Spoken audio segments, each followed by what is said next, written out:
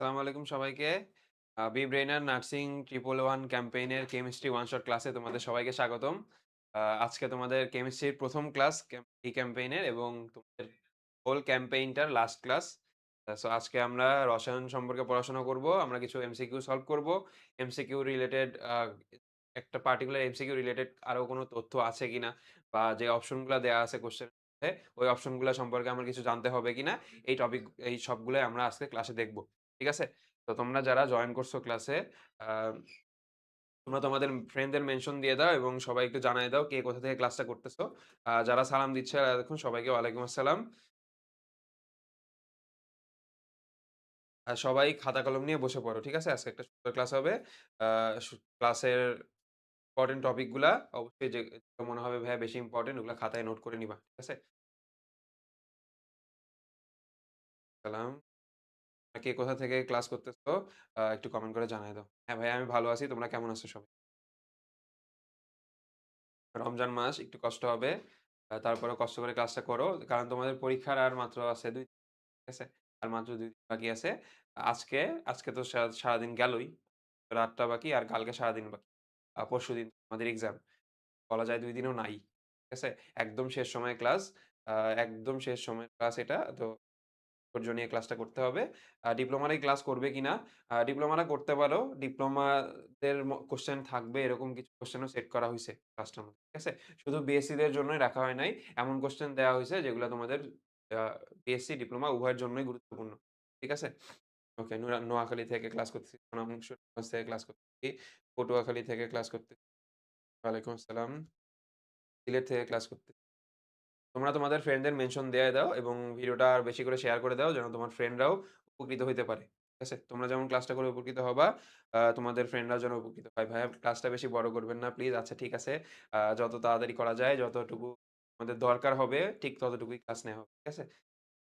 First টাইমে class করবে অবশ্যই। ফার্স্ট টাইমাররাও ক্লাস করবা। সবাই ক্লাস করবা। First time, second time, third time যত টাইম আছে সবাই ক্লাস ওকে, ঢাকা থেকে ক্লাস করতেছি। তো আমরা ক্লাসটা শুরু করে দেই। আমরা ক্লাসটা শুরু করে দেই। তো আমরা আজকে বেশ কিছু কোয়েশ্চেন দেখব। কোয়েশ্চেন গুলো সম্পর্কে কিছু বিশ্লেষণও দেখব। যে আরো কি ধরনের কোয়েশ্চেন আসতে পারে এই ধরনের টপিক থেকে দেখব। আসো। ১ম কোয়েশ্চেন বলছে এসএটিপি তে সমপরিমাণ গ্রাম। আচ্ছা। এসএটিপি তে সমপরিমাণ গ্রাম বলতে যেটা বোঝানো হইছে এখানে যে আমার W এর ভ্যালু, ঠিক আছে? W। গ্যাসের আয়তন সবথেকে কম কোন গ্যাসের? আয়তন সবথেকে কম। আয়তন। V এর সাথে W এর সম্পর্ক। আসো তাহলে V, এটা V চাইছে। তো আমরা একটা ফর্মুলা শিখছিলাম। N equals to V by something। So এটা কোনটার ক্ষেত্রে কত ছিল? আমার STP এর ক্ষেত্রে মনে করে দেখো কত ছিল ভাইয়া? 22.4 ছিল, রাইট? বাট এখানে তো SATP চাইছে। তো SATP এর ক্ষেত্রে এই নিচের ভ্যালুটা কত হবে? নিচের ভ্যালুটা হবে হচ্ছে ভাইয়া 24.8 লিটার বা সরি 4.78। ঠিক আছে? 24.78 লিটার। এখন বলছে যে কোনটার আয়তন সবথেকে কম। ঠিক আছে? আয়তন সবথেকে কম। তো দেখো এই N এর সাথে W এর আবার একটা সম্পর্ক কেমন? N এর সাথে W এর সম্পর্ক হচ্ছে W ডিভাইড বাই M। ঠিক আছে? সো আমার W বা M এইটার সাথে V এর একটা রিলেশন আমি দাঁড়া করাইতে পারি। দেখো তো কি রিলেশন? আমার W তো কোনটার ক্ষেত্রে দেওয়াই নাই। আছে? W দেয়া নাই। তো আমি কি কোনটার সাথে তুলনা করব? M এর সাথে অর্থাৎ আণবিক ভরের সাথে। M কি ভাইয়া? M হচ্ছে আণবিক ভর। M কি? M হচ্ছে আণবিক ভর। তাহলে দেখো তো M আর V সম্পর্ক কেমন? এরকম না? V 1/m অর্থাৎ M যত বৃদ্ধি পাবে V কি হবে ভাইয়া? কমে যাবে না? ঠিক আছে? বলছে সবথেকে কম কোন গ্যাসের ক্ষেত্রে? তো আমি এখানে কি বের করব? আমি এখানে M এর ভ্যালুটা বের করব। আসো খেয়াল করি। M এর ভ্যালু এখানে কার্বন ডাই অক্সাইডের ক্ষেত্রে M কত ভাইয়া? কার্বনের ১২, অক্সিজেন হচ্ছে ১৬ দুগুণে ৩২ তার মানে ৪৪ গ্রাম। অক্সিজেনের ক্ষেত্রে কত ভাইয়া? ৩২। অ্যামোনিয়ার ক্ষেত্রে কত ভাইয়া এটা? আ আ নাইট্রোজেনের ১৪ প্লাস ৩ ১৭ গ্রাম। ঠিক আছে? আর N2 এর ক্ষেত্রে কত? ঠিক আছে? তাহলে কোনটা হবে? আরেকটু জুম আউট করেন ভাই।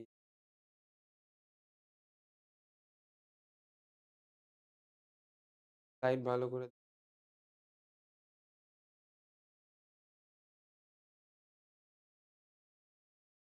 আচ্ছা একটু ওয়েট করো। এটার ব্যাপারটা ঠিক আছে?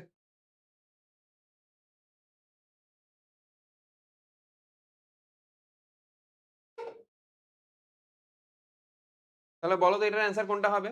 B সবথেকে কম চাইছে, তাই না? তার মানে M সবথেকে বেশি হইতে হবে। তো M এখানে সবথেকে বেশি কোনটা?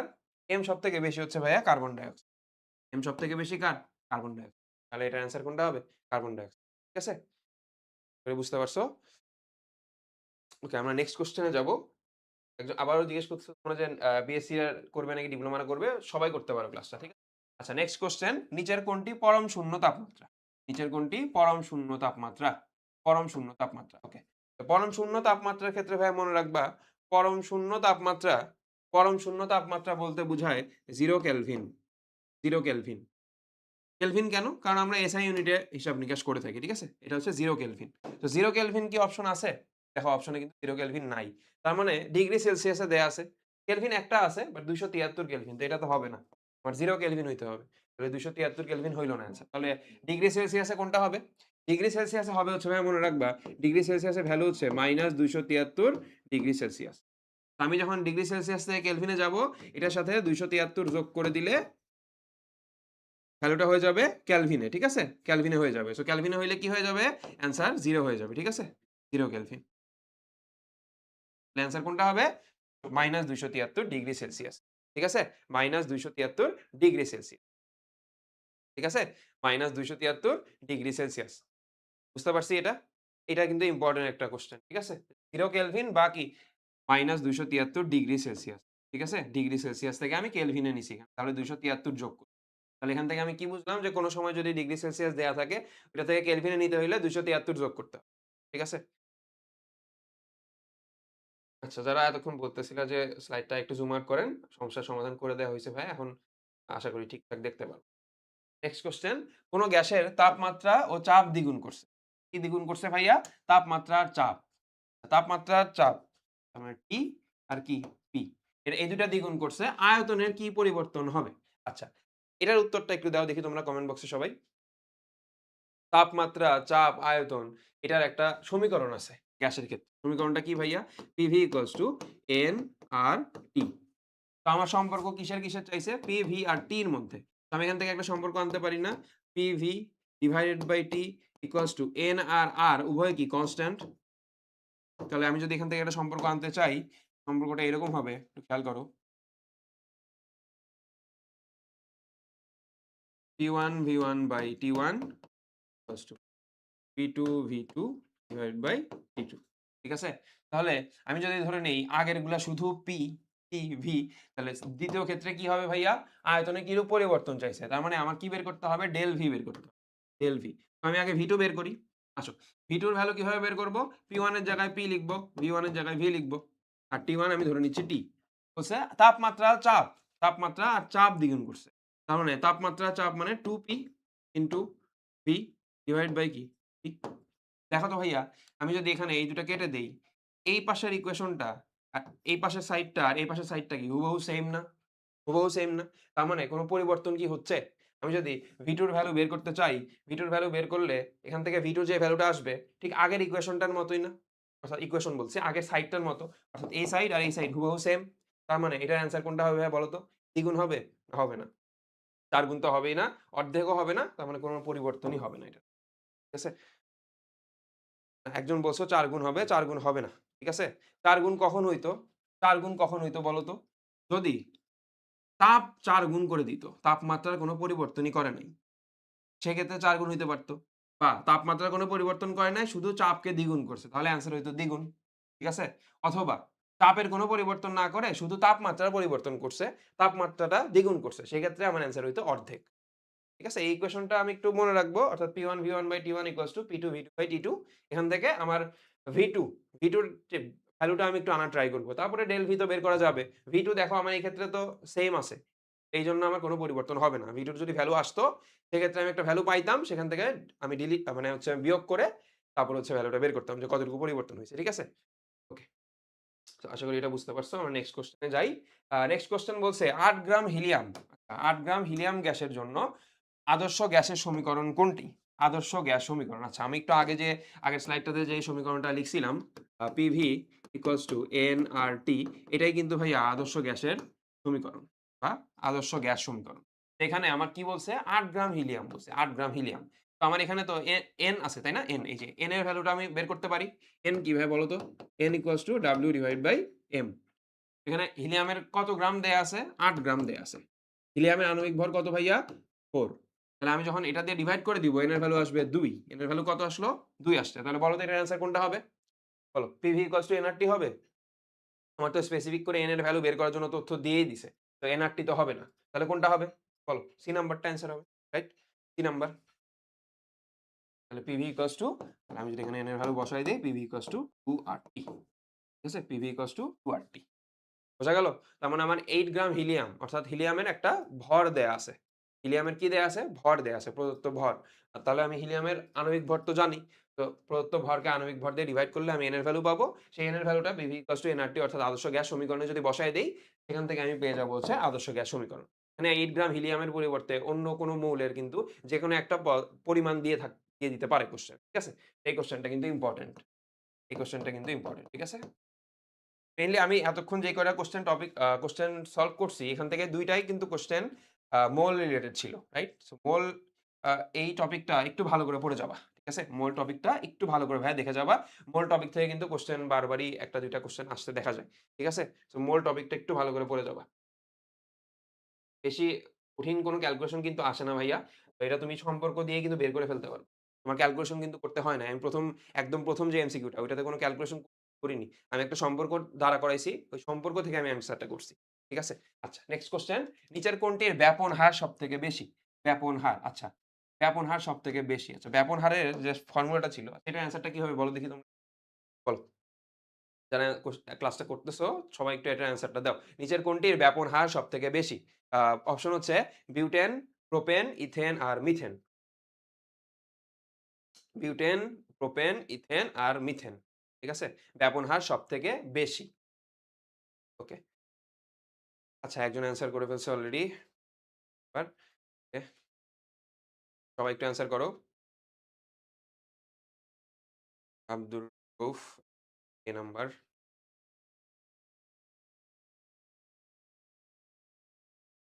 সাফিয়া জাহান অ্যান্সার করছে ডি, লামিয়া অ্যান্সার করছে তিশা অ্যান্সার করছে ডি, নাদিম অ্যান্সার করছে ডি, রাইসা অ্যান্সার করছে ডি, নজরুল অ্যান্সার করছে ডি।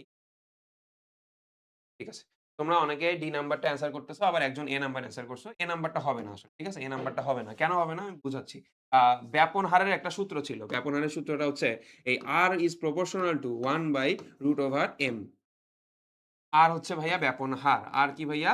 ব্যাপন হার। আর এম কি? এম হচ্ছে আমরা আগের স্লাইডগুলোতেও দেখে ফেলছি অলরেডি। এম হচ্ছে ভাইয়া আণবিক ভর। এম কি? আণবিক ভর। তাহলে দেখো আর বেশি হবে, রাইট? আর বেশি হইতে হইলে অবশ্যই এম কে কি হইতে হবে? এম কে হইতে হবে কম।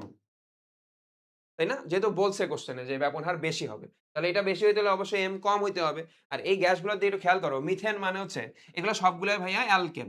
এগুলো কি ভাইয়া? অ্যালকেন। অ্যালকেন শ্রেণীর। অ্যালকেন। অ্যালকেনের গ্রুপভুক্ত সবগুলাই একটা মূল।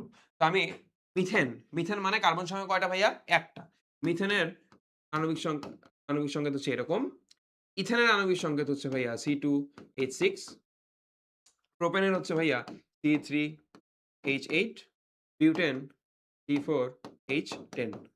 দেখো আমার যত কার্বন আর হাইড্রোজেন বাড়তেছে, তত আণবিক ভর বাড়বে না?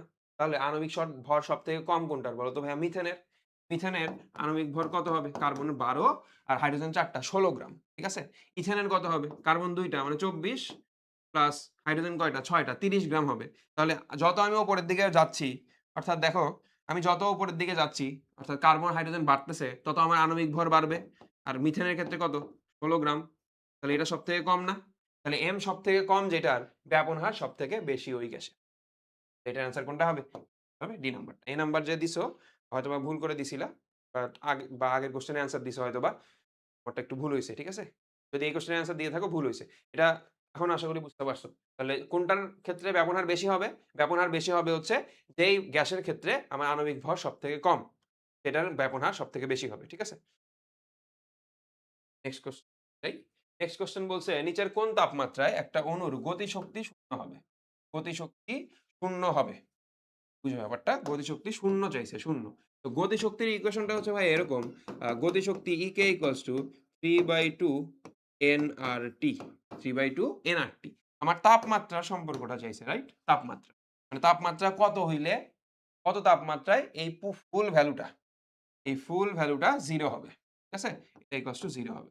এখন দেখো তাপমাত্রা, এই তাপমাত্রার এক্সাক্ট এই তাপমাত্রার ভ্যালুটাই আমি এগুলো একটু ভুলে যাই। n আছে না কি আছে এগুলো একটু ভুলে যাই। এই ভ্যালুটা যদি সামহাউ 0 করতে পারি, তাহলে টোটাল ভ্যালুটা 0 হয়ে যাবে। তাহলে এখানে অ্যান্সার কোনটা হবে? 0 ডিগ্রি সেলসিয়াস হবে? না ভাইয়া 0 ডিগ্রি সেলসিয়াস হবে না। কেন 0 ডিগ্রি সেলসিয়াস হবে না? কারণ আমরা সবসময় ক্যালকুলেশন গুলা এসআই ইউনিটে করি। বাট ডিগ্রি সেলসিয়াস তো এসআই ইউনিট না। তাহলে এসআই ইউনিট কোনটা? 0 কেলভিন। 3 নাম্বারটা। ঠিক আছে? 3 নাম্বারটা। অর্থাৎ আমি টির ভ্যালু 0 করতে পারলেই তো ফুল ভ্যালুটা 0 হয়ে যাচ্ছে। ঠিক আছে? টির ভ্যালুটা 0 হইতে হইলে অবশ্যই 0 কেলভিন তাপমাত্রায়। আর 0 কেলভিন তাপমাত্রার পরিবর্তে যদি এখানে মনে করো 0 কেলভিনের জায়গায় -273 ডিগ্রি সেলসিয়াস লিখে রাখছে। সেক্ষেত্রেও কিন্তু ভাই অ্যান্সার এটাই হবে। বুঝছো? ডিগ্রি সেলসিয়াস থাকার পরেও কিন্তু এটা অ্যান্সার হবে। কারণ ডিগ্রি সেলসিয়াসকে আমি কেলভিনে নিতে 273 যোগ করব। কারণ এটা কেন হইল না? কারণ এটার সাথে যখন আমি 273 যোগ করব, এটার ভ্যালুটা হয়ে যাবে 273 কেলভিন। 273 কেলভিন। তো 273 কে দিয়ে যদি আমি এই 3/2 nr গুণ করি, জীবনেও 0 হওয়া পসিবল। ঠিক আছে? একদম কমন সেন্স। ওকে, সামনের দিকে যাই। নেক্সট কোয়েশ্চেন, নিচের কোনটি Lewis acid? Lewis acid. Okay, এটার অ্যান্সারটা একটু করো দেখি তোমরা। দেখি তোমরা কয়জন পারো। তোমাদের তো পরশুদিন পরীক্ষা। এগুলা টপিক সবার আমাদের কোর্সে যারা ছিলা সবার তো পড়া হইছেই। কোর্সের আমাদের সাথে কোর্সে যারা ছিল না, ফ্রি ক্লাসটা দেখতেছো। 111 ক্যাম্পেইনে যারা যুক্ত হইছো আমাদের সাথে, ৭,০০০ প্লাস শিক্ষার্থী যুক্ত হইছো। তো তোমরা যারা ক্লাস করো নাই, তোমরা যারা পড়াশোনা করছো নিজেরা এতদিন বা অন্য কোথাও থেকে পড়াশোনা করছো, একটা অ্যান্সার দাও দেখি। আমার যারা হচ্ছে রেগুলার কোর্সের স্টুডেন্ট ছিল তারা ক্লাসে পড়াইছি এগুলা। তারা তো সহজেই পারার কথা। দেখি তোমরা পারো কিনা। ওকে, সাদিয়া অ্যান্সার করছো A নাম্বার। মনিরা অ্যান্সার করছো A নাম্বার। আছে মানসুরা অ্যান্সার করছো A নাম্বার। ইনি সবাই বি ব্রেইনের স্টুডেন্ট। সবাই বি ব্রেইনের স্টুডেন্ট না। অনেকে ফ্রি ক্লাস করতেছে। অনেকে আবার আমাদের রেগুলার কোর্সের স্টুডেন্ট, অনেকে হচ্ছে শুধু এই 111 কোর্সের স্টুডেন্ট। আচ্ছা, হিমু অ্যান্সার করছো A number. Ayesha Akter answer করছো অ্যালুমিনিয়াম ক্লোরাইড। ওকে। আ নজরুল অ্যান্সার করছো A number. Azmira Khatun answer করছো A নাম্বার। কাউসার অ্যান্সার করছো A নাম্বার। ওকে। ঠিক আছে। তোমাদের অ্যান্সারটা ঠিক হইছে। এটা A নাম্বার হবে অ্যান্সার। কিভাবে হইলো A নাম্বারটা বা কেন হবে A নাম্বারটা একটু খেয়াল করি এখানে। এটার যে ব্যাখ্যাটা একটু বুঝতে হবে। লুইস অ্যাসিড তারা যাদের অষ্টক সংকোচন থাকে। অর্থাৎ অষ্টক সংকোচন যাদের হয় তাদেরকে বলা হয় লুইস অ্যাসিড। তো অষ্টক সংকোচন মানে কি? সর্বশেষ শক্তি স্তরটা ৮ টা ইলেকট্রন দিয়ে ফিল আপ হয় নাই। দেখো অ্যালুমিনিয়ামের সর্বশেষ শক্তি স্তরে ইলেকট্রন ৩ টা, ক্লোরিনও ৩ টা যুক্ত হইছে। টোটাল ৬ টা ইলেকট্রন হইছে। যৌগ গঠন করে হচ্ছে অষ্টক ফিল আপের জন্য, বাট ওদের হইছে ৬ টা ইলেকট্রন। তাহলে ৮ টা কি হইছে? হয় নাই। ৮ টার কম হইছে, তাহলে অষ্টক সংকোচন। এরকম অষ্টক সংকোচন হয় কোথায়, কোথায়? এই অ্যালুমিনিয়াম ক্লোরাইডে হয়। তারপরে BeCl3,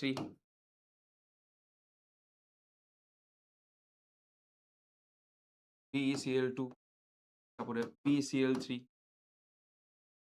ঠিক আছে? আর বাকিগুলা কি তাহলে? বাকিগুলা কি হবে? লুইস অ্যাসিডের সাথে আরেকটা টার্ম আছে ভাইয়া, লুইস ক্ষার। ঠিক আছে? লুইস ক্ষার। লুইস ক্ষার কারা? লুইস ক্ষার তারা যাদের লোন পেয়ার ইলেকট্রন আছে। লোন পেয়ার ইলেকট্রন, একটু খেয়াল করো এই জায়গায় লোন পেয়ার ইলেকট্রন কার, কার আছে? দেখো তো ভাইয়া পানি। পানিতে কয়টা লোন পেয়ার ইলেকট্রন থাকে? ২ টা লোন পেয়ার ইলেকট্রন। ঠিক আছে? এটা হচ্ছে অ্যামিন। অ্যামিনে কয়টা থাকে ভাইয়া? অ্যামিনে ১ টা থাকে। ফসফিন, এটা হচ্ছে ফসফিন। ফসফিনেও ভাইয়া ১ টা থাকে। দেখো প্রত্যেকটাতেই মুক্তজোড় ইলেকট্রন আছে না? অর্থাৎ লোন পেয়ার ইলেকট্রন আছে। তাহলে এরা সবাই কি? এই যে বাকি ৩ টা অপশন এরা সবাই কি? এটা হচ্ছে লুইস ক্ষার। লুইস ক্ষার। ঠিক আছে? আর ১ম টা কি ছিল? এটা ছিল হচ্ছে লুইস অ্যাসিড। ঠিক আছে?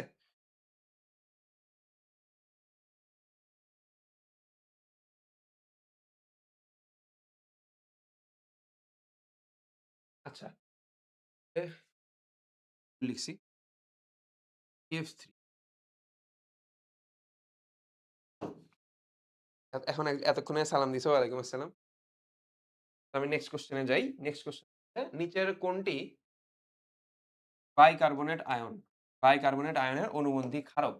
অনুবন্ধী ক্ষারক ব্যাপারটা একটু বুঝতে হবে, হ্যাঁ? এইটা ইম্পোর্টেন্ট। ক্ষারক বা অনুবন্ধী অ্যাসিড।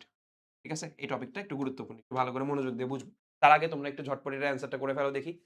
বাইকার্বনেট আয়নের অনুবন্ধী ক্ষারক কোনটা? বাইকার্বনেট আয়নের অনুবন্ধী ক্ষারক কোনটা? বলো এটার অ্যান্সারটা দাও। দেন 8 এর অ্যান্সারটা করো দেখি তোমরা সবাই। ওয়ালাইকুম আসসালাম। ঠিক আছে। লেট হয়ে গেছে জয়েন। ঝটপট তোমরা এটার অ্যান্সারটা দিয়ে ফেলো।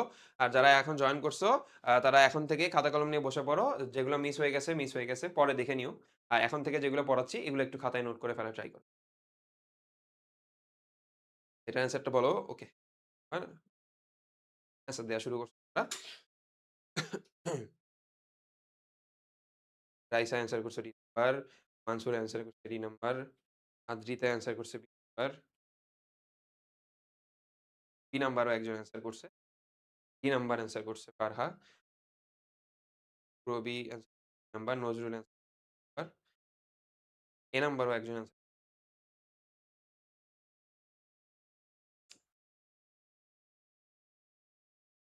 নামটা উচ্চারণ করতে পারলাম না। ঠিক আছে। মোস্ট অফ দি স্টুডেন্ট তোমরা যেটা করছো ডি নাম্বারটা অ্যান্সার করছো। অনেকে এ নাম্বার অ্যান্সার করছে, অনেকে বি নাম্বার অ্যান্সার করছে। এ আর বি নাম্বারটা অ্যান্সার হবে না। ঠিক আছে? এ আর বি নাম্বারটা অ্যান্সার হবে না। কেন হবে না একটু বুঝাই দিচ্ছি ভাই। একটু মনোযোগ দিবা এদিকে। H3O minus, H3O minus bicarbonate ion. এইটা যখন H প্লাস ত্যাগ করবে, H প্লাস কারা ত্যাগ করে ভাই বলো তো? এসিডরা ত্যাগ করে, তাই তো?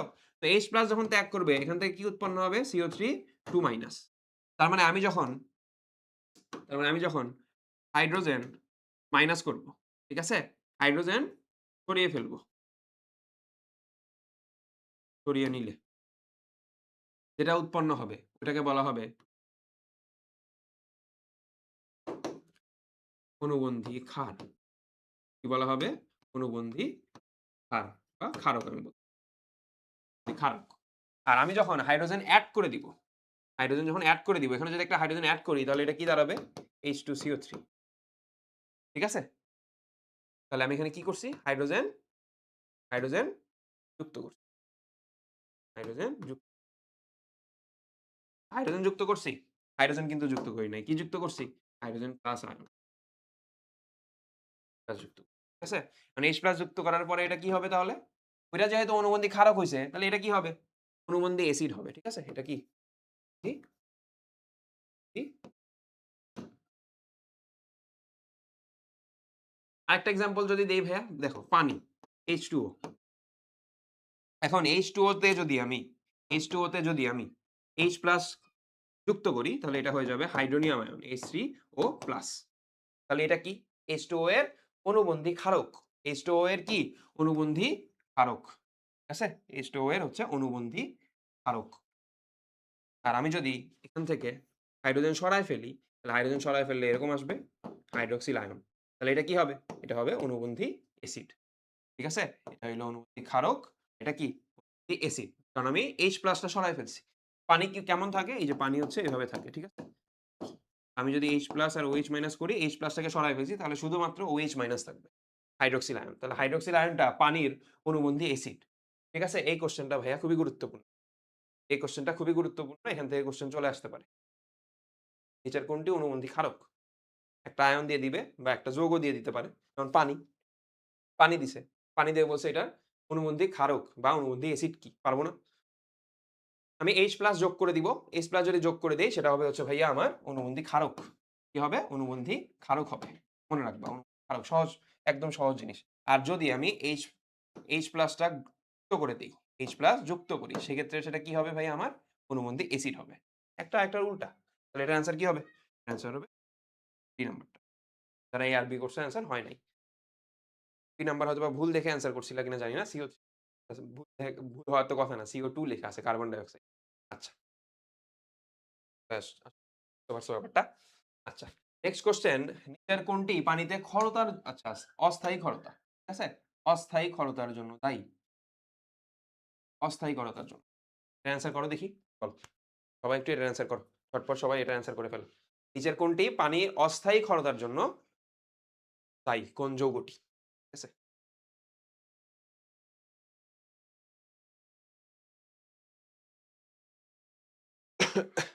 দিব্য অ্যান্সার করছে বি নাম্বার।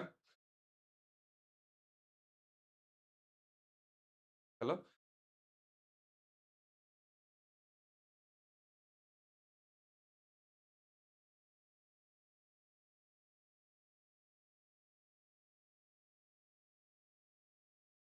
আফস আস আফসিন অ্যান্সার করছে ২০ বার। আম মানসুর অ্যান্সার করছে ২০ বার। সাফিয়া অ্যান্সার করছে ২০ বার। ওকে। মোস্ট অফ দিস অ্যান্সার তোমাদের বি নাম্বারটা আসতেছে। জান্নাত তুমি অ্যান্সার করছো ২০ বার। কিরয় অ্যান্সার করছো ২০ বার। অ্যান্সার করছো ২০ বার। নাম্বার বি নাম্বার অ্যান্সার করছো রাইসা জান্নাত। নাম্বার যে অ্যান্সার করছো তার অ্যান্সারটা হয় নাই। ঠিক আছে? B number okay. তোমাদের most of the answer B number হচ্ছে। এই ব্যাপারটা একটু বুঝি আসো। খরতা, ঠিক আছে? খরতা। এই খরতা মেইনলি হয় কেন? খরতা হয় ভাইয়া মনে রাখবা। খরতা হয় কি ৪ ধরনের বা ৩ ধরনের আয়নের জন্য। কোন আয়ন? Ta2+ আয়ন বা Fe2+ আয়ন বা Fe+ আয়ন বা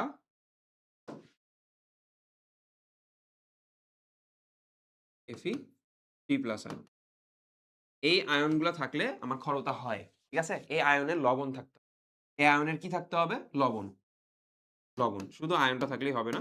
এরপর ক্ষরতা মেইনলি ২ ধরনের। ক্ষরতা কয় ধরনের? ২ ধরনের। একটা হইলো স্থায়ী ক্ষরতা, একটা হইলো অস্থায়ী ক্ষরতা। একটা হইলো স্থায়ী, একটা কি ভাইয়া? অস্থায়ী। তো মনে রাখবা অস্থায়ী ক্ষরতাটা হয় ভাইয়া বাইকার্বনেট লবণের। বাইকার্বনেট আয়নে যুক্ত। বাইকার্বনেট আয়ন কোনটা? H3-। তাহলে এই আয়নযুক্ত যে লবণ থাকবে এখান থেকে যেকোনো একটা ক্যাটায়নের সাথে এই অ্যানায়নটা যুক্ত হয়ে যে লবণটা গঠন করবে, ওই যৌগের কারণে বা ওই লবণের কারণে পানিতে সৃষ্টি হবে অস্থায়ী ক্ষরতা। আর স্থায়ী ক্ষরতা কার জন্য হবে? যদি সালফেট আয়ন অথবা ক্লোরাইড আয়ন থাকে। সালফেট আয়ন অথবা ক্লোরাইড আয়ন থাকে। তাহলে হবে হচ্ছে স্থায়ী ক্ষরতা। বুঝা গেছে? তাহলে বলো তো এখানে কোন আয়নটা আচ্ছা অস্থায়ী ক্ষরতা চাইছে, রাইট?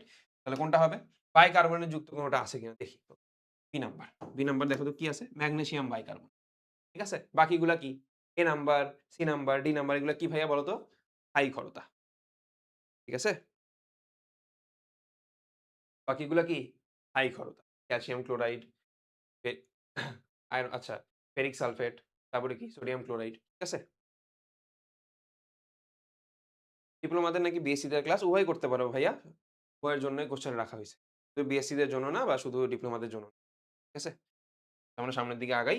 নেক্সট কোয়েশ্চেন বলছে CH3 বন্ড CH3 অর্থাৎ C2H6 টু H6 এই যৌগে সংক আচ্ছা সংকরীকরণ লিখছে এটা। আসলে এটা একটু টাইপ মিস্টেক হয়ে গেছে। এটা আসলে সংকরীকরণ না, এটা সংকরায়ন। ঠিক আছে? এটা হচ্ছে সংকরায়ন। আয়ন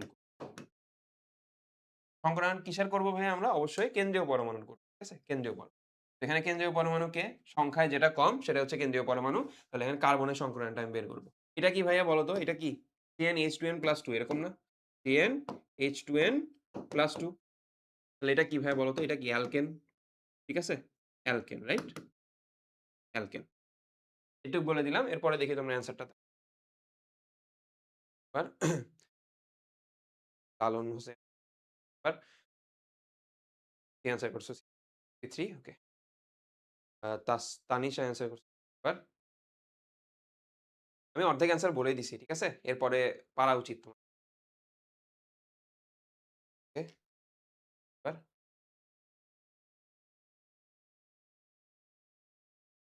তুমি অ্যান্সার করছো কি নাম্বার?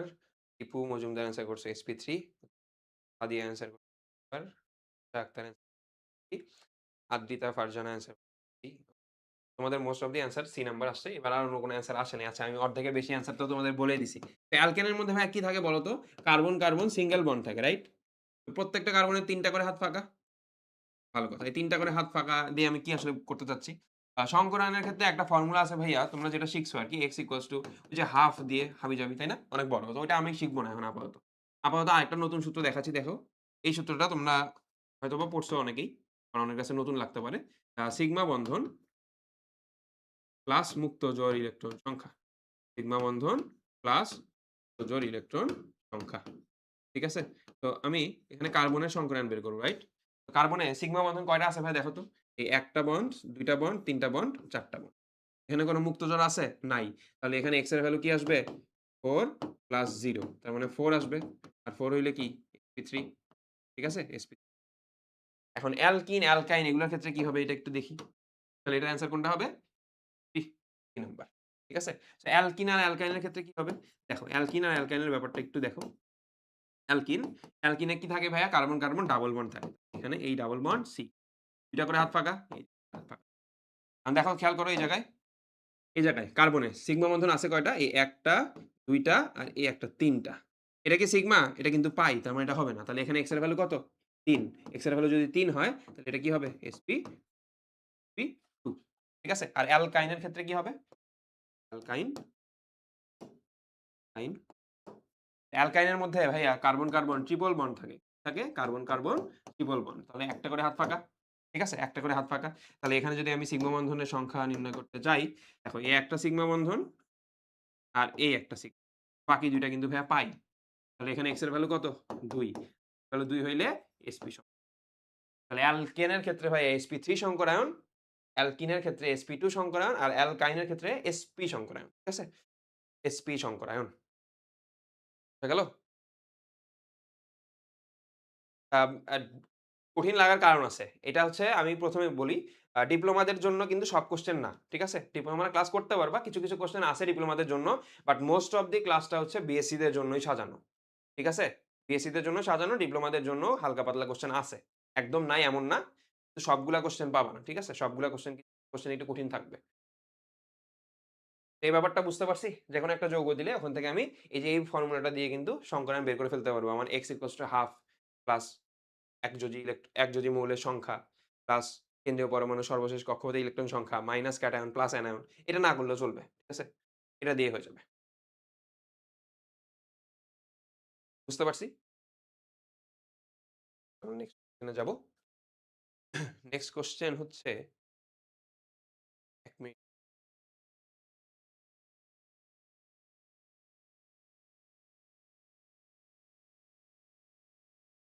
নেক্সট কোয়েশ্চেন বলছে C4H8 4H8 যৌগে কয়টা সিগমা বন্ধন আছে? কয়টা সিগমা বন্ধন আছে? আচ্ছা। এখন আগে বলো তো ভাইয়া C4H8 এটা কিসের সাধারণ সংকেত?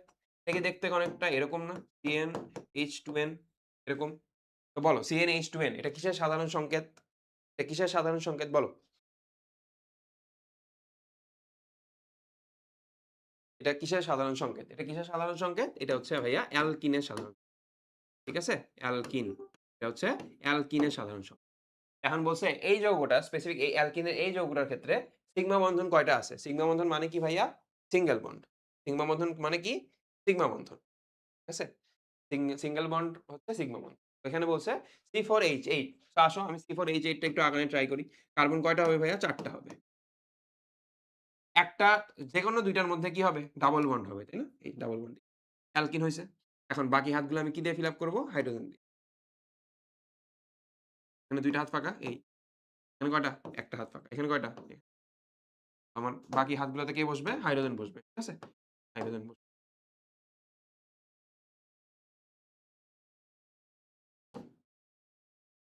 হাইড্রোজেন। তাহলে খেয়াল করো এই যৌগে সিগমা বন্ধন কয়টা আছে গুনি আসো। এই ১ টা, ২ টা, ৩ টা, ৪ টা, ৫ টা, ৬ টা, ৭ টা, ৮ টা, ৯ টা, ১০ টা, ১১ টা। ঠিক আছে? ১১ টা সিগমা বন্ধন আছে। আর এই যে আরেকটা বন্ধন এই যে এটা কি? এটা কিন্তু পাই বন্ধন। যদি বলতো এখানে পাই বন্ধন কয়টা আছে? উত্তর কোনটা হইতো? একটা হইতো। আর সিগমা বন্ধন কয়টা আছে? ১১ টা। সিগমা বন্ধন কয়টা আছে? ১১ টা আছে। ঠিক আছে? B number. ওকে। ঠিক আছে? একজন ১২ টা লিখছো, ১২ টা হয় নাই অ্যান্সার। ১১ টা হবে। ঠিক আছে? এই যে একটা বন্ধন কি এখানে? পাই বন্ধন। এই ১২ টা তো টোটাল বন্ধন আছে এখানে। তার মধ্যে একটা কি বন্ধন? পাই বন্ধন। আর বাকি ১১ টা কি? সিগমা বন্ধন। মানে সিঙ্গেল বন্ড যেগুলা ওগুলাই কি? সিগমা বন্ধন। ঠিক আছে? তোমাদের সবার অ্যান্সার দেখতে পাচ্ছি। বি নাম্বার দিছো, ১১ লিখছো অনেকে। হইছে তোমাদের। Next question. সক্রিয়তার ক্রম কোনটি সঠিক? সক্রিয়তার সঠিক ক্রম। সক্রিয়তার সঠিক ক্রম। ওকে এই কোয়েশ্চেনটাও ইম্পোর্টেন্ট। এটা আসলে এখানে অ্যানায়ন গুলা দেয়া আছে। দেখো মাইনাস চার্জ। ঠিক আছে? Minus charge. আচ্ছা সো মাইনাস চার্জ বলতে যেটা বুঝায় সেটা হচ্ছে এখানে কার্বোক্যাটায়ন বুঝাইছে। আচ্ছা কার্বো অ্যানায়ন বুঝাইছে। Carbanion, carbanion. আর যদি পজিটিভ আয়ন হইতো বা পজিটিভ চার্জ হইতো সেটা হয়ে যাইত ভাইয়া কার্বোক্যাটায়ন। ঠিক আছে? কার্বোক্যাটায়ন। ক্যাটায়ন। ওকে। এখানে যেহেতু কার্বো অ্যানায়ন বা কার্বন আয়নের সক্রিয়তা চাইছে, তো আমি একটু ব্যাপারটা বুঝার ট্রাই করি দেখো। এটা হচ্ছে ভাইয়া মিথাইল কার্বন আয়ন। এরপর আমি যদি এরকম লিখি CH3 CH2 মাইনাস। এটা হইলো ১ ডিগ্রি কার্বন অ্যানায়ন বা কার্বন আয়ন। এরপরে আমি যদি এরকম লিখি CH3 বন্ড CH মাইনাস এখানে CH3 ঠিক আছে? এটা হইলো ২ ডিগ্রি কার্বনায়ন বা কার্বনায়ন। ২ degree carbanion.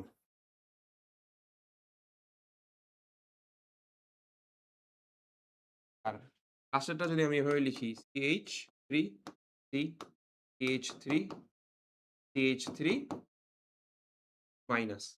এই যে CH3 লিখছি না ভাইয়া, এই সবগুলাকে আমি কি দিয়ে রিপ্লেস করতে পারি বলো তো? R দিয়ে রিপ্লেস করতে পারি না? আমার এই যে অপশনগুলা এখানে R দিয়ে রিপ্লেস করা আছে। দেখো R3 ঠিক আছে? R3C কোনটা? R3C মাইনাস মানে এই যে এইটা। R2C মাইনাস CH মাইনাস কোনটা? এই যে এটা। এখানে ২ টা R।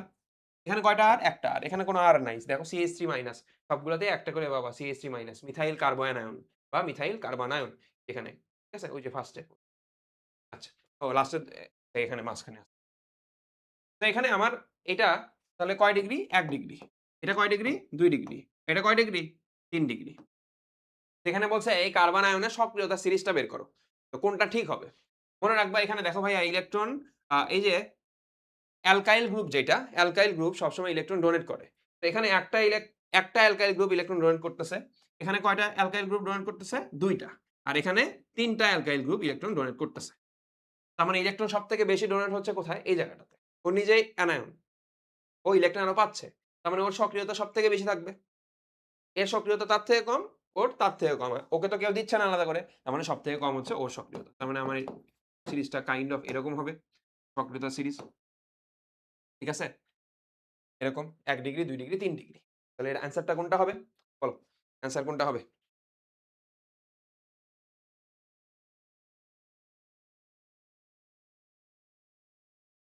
তাই কি সব জৈব যৌগ পড়াবেন? না, সব জৈব যৌগ পড়াবো না। যেগুলো আসতেছে একটা, একটা করে সব ওগুলা পড়ায় যাচ্ছি।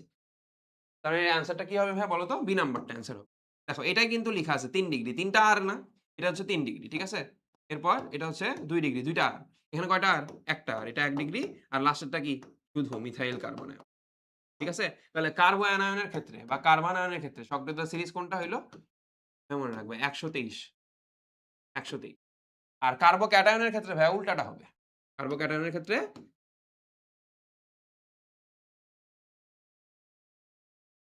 ৩২১। ঠিক আছে? ৩২১। আর লাস্টে কি হবে? মিথাইল কার্বো ক্যাটায়ন হবে। এখানে যেমন মিথাইল কার্বো আনায়ন আছে, ওখানে হবে মিথাইল কার্বো ক্যাটায়ন। ঠিক আছে?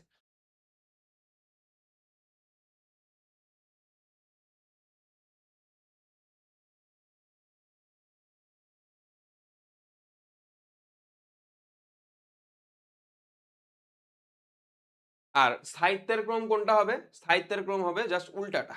ঠিক আছে? স্থায়িত্বের ক্রম কি হবে? উল্টাটা হবে। হয়ে গেল? স্থায়িত্বের ক্রম কোনটা হবে? উল্টাটা হবে। কার্বো আনায়নের ক্ষেত্রে এর উল্টাটা হবে স্থায়িত্বের ক্রম। কার্বো ক্যাটায়নের ক্ষেত্রে এর উল্টাটা হবে স্থায়িত্বের ক্রম। ঠিক আছে? আমরা সামনে যাই। ফিউরান যৌগে কতটি সঞ্চরণশীল পাই ইলেকট্রন বিদ্যমান? ওকে, ফিউরান। এটার অ্যান্সারটা দাও দেখি। কয়জন পারো? এটার অ্যান্সারটা একটু দাও। পারো? ফিউরান। এটাও জৈব যৌগের একটা কোয়েশ্চেন। জৈব যৌগের বেশ কিছু কোয়েশ্চেন আমরা দেখতে পাচ্ছি। ফিউরান যৌগটিতে কয়টি সঞ্চরণশীল পাই ইলেকট্রন বিদ্যমান? আচ্ছা আমি ফিউরানটা একটু আঁকায় দিই। ফিউরানটা দেখতে এরকম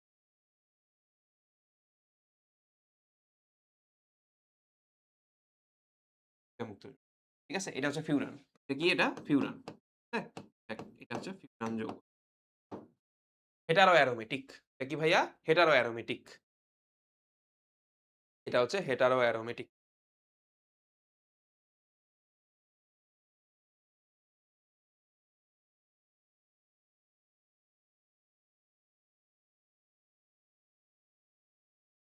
সবাই অ্যান্সার দাও। একজন অ্যান্সার দিছে 4, একজন দিল মানে অ্যান্সার অপশন হচ্ছে 3, একজন অ্যান্সার দিছে 4। অনেকে অ্যান্সার দিছো এ নাম্বারটা। দেখি অ্যান্সার নিতে থাকি। একজন সি নাম্বারটা অ্যান্সার দিছে। 2 নাম্বারটাও অ্যান্সার দিছো। মানে সবগুলা অ্যান্সারই দিয়ে ফেলছো অলরেডি তোমরা। ঠিক আছে?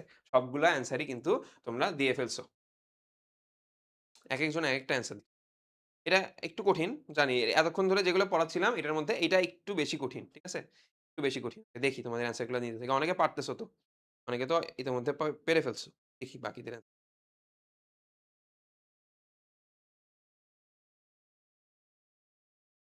২ টা পাই ইলেকট্রন বলছে একজন।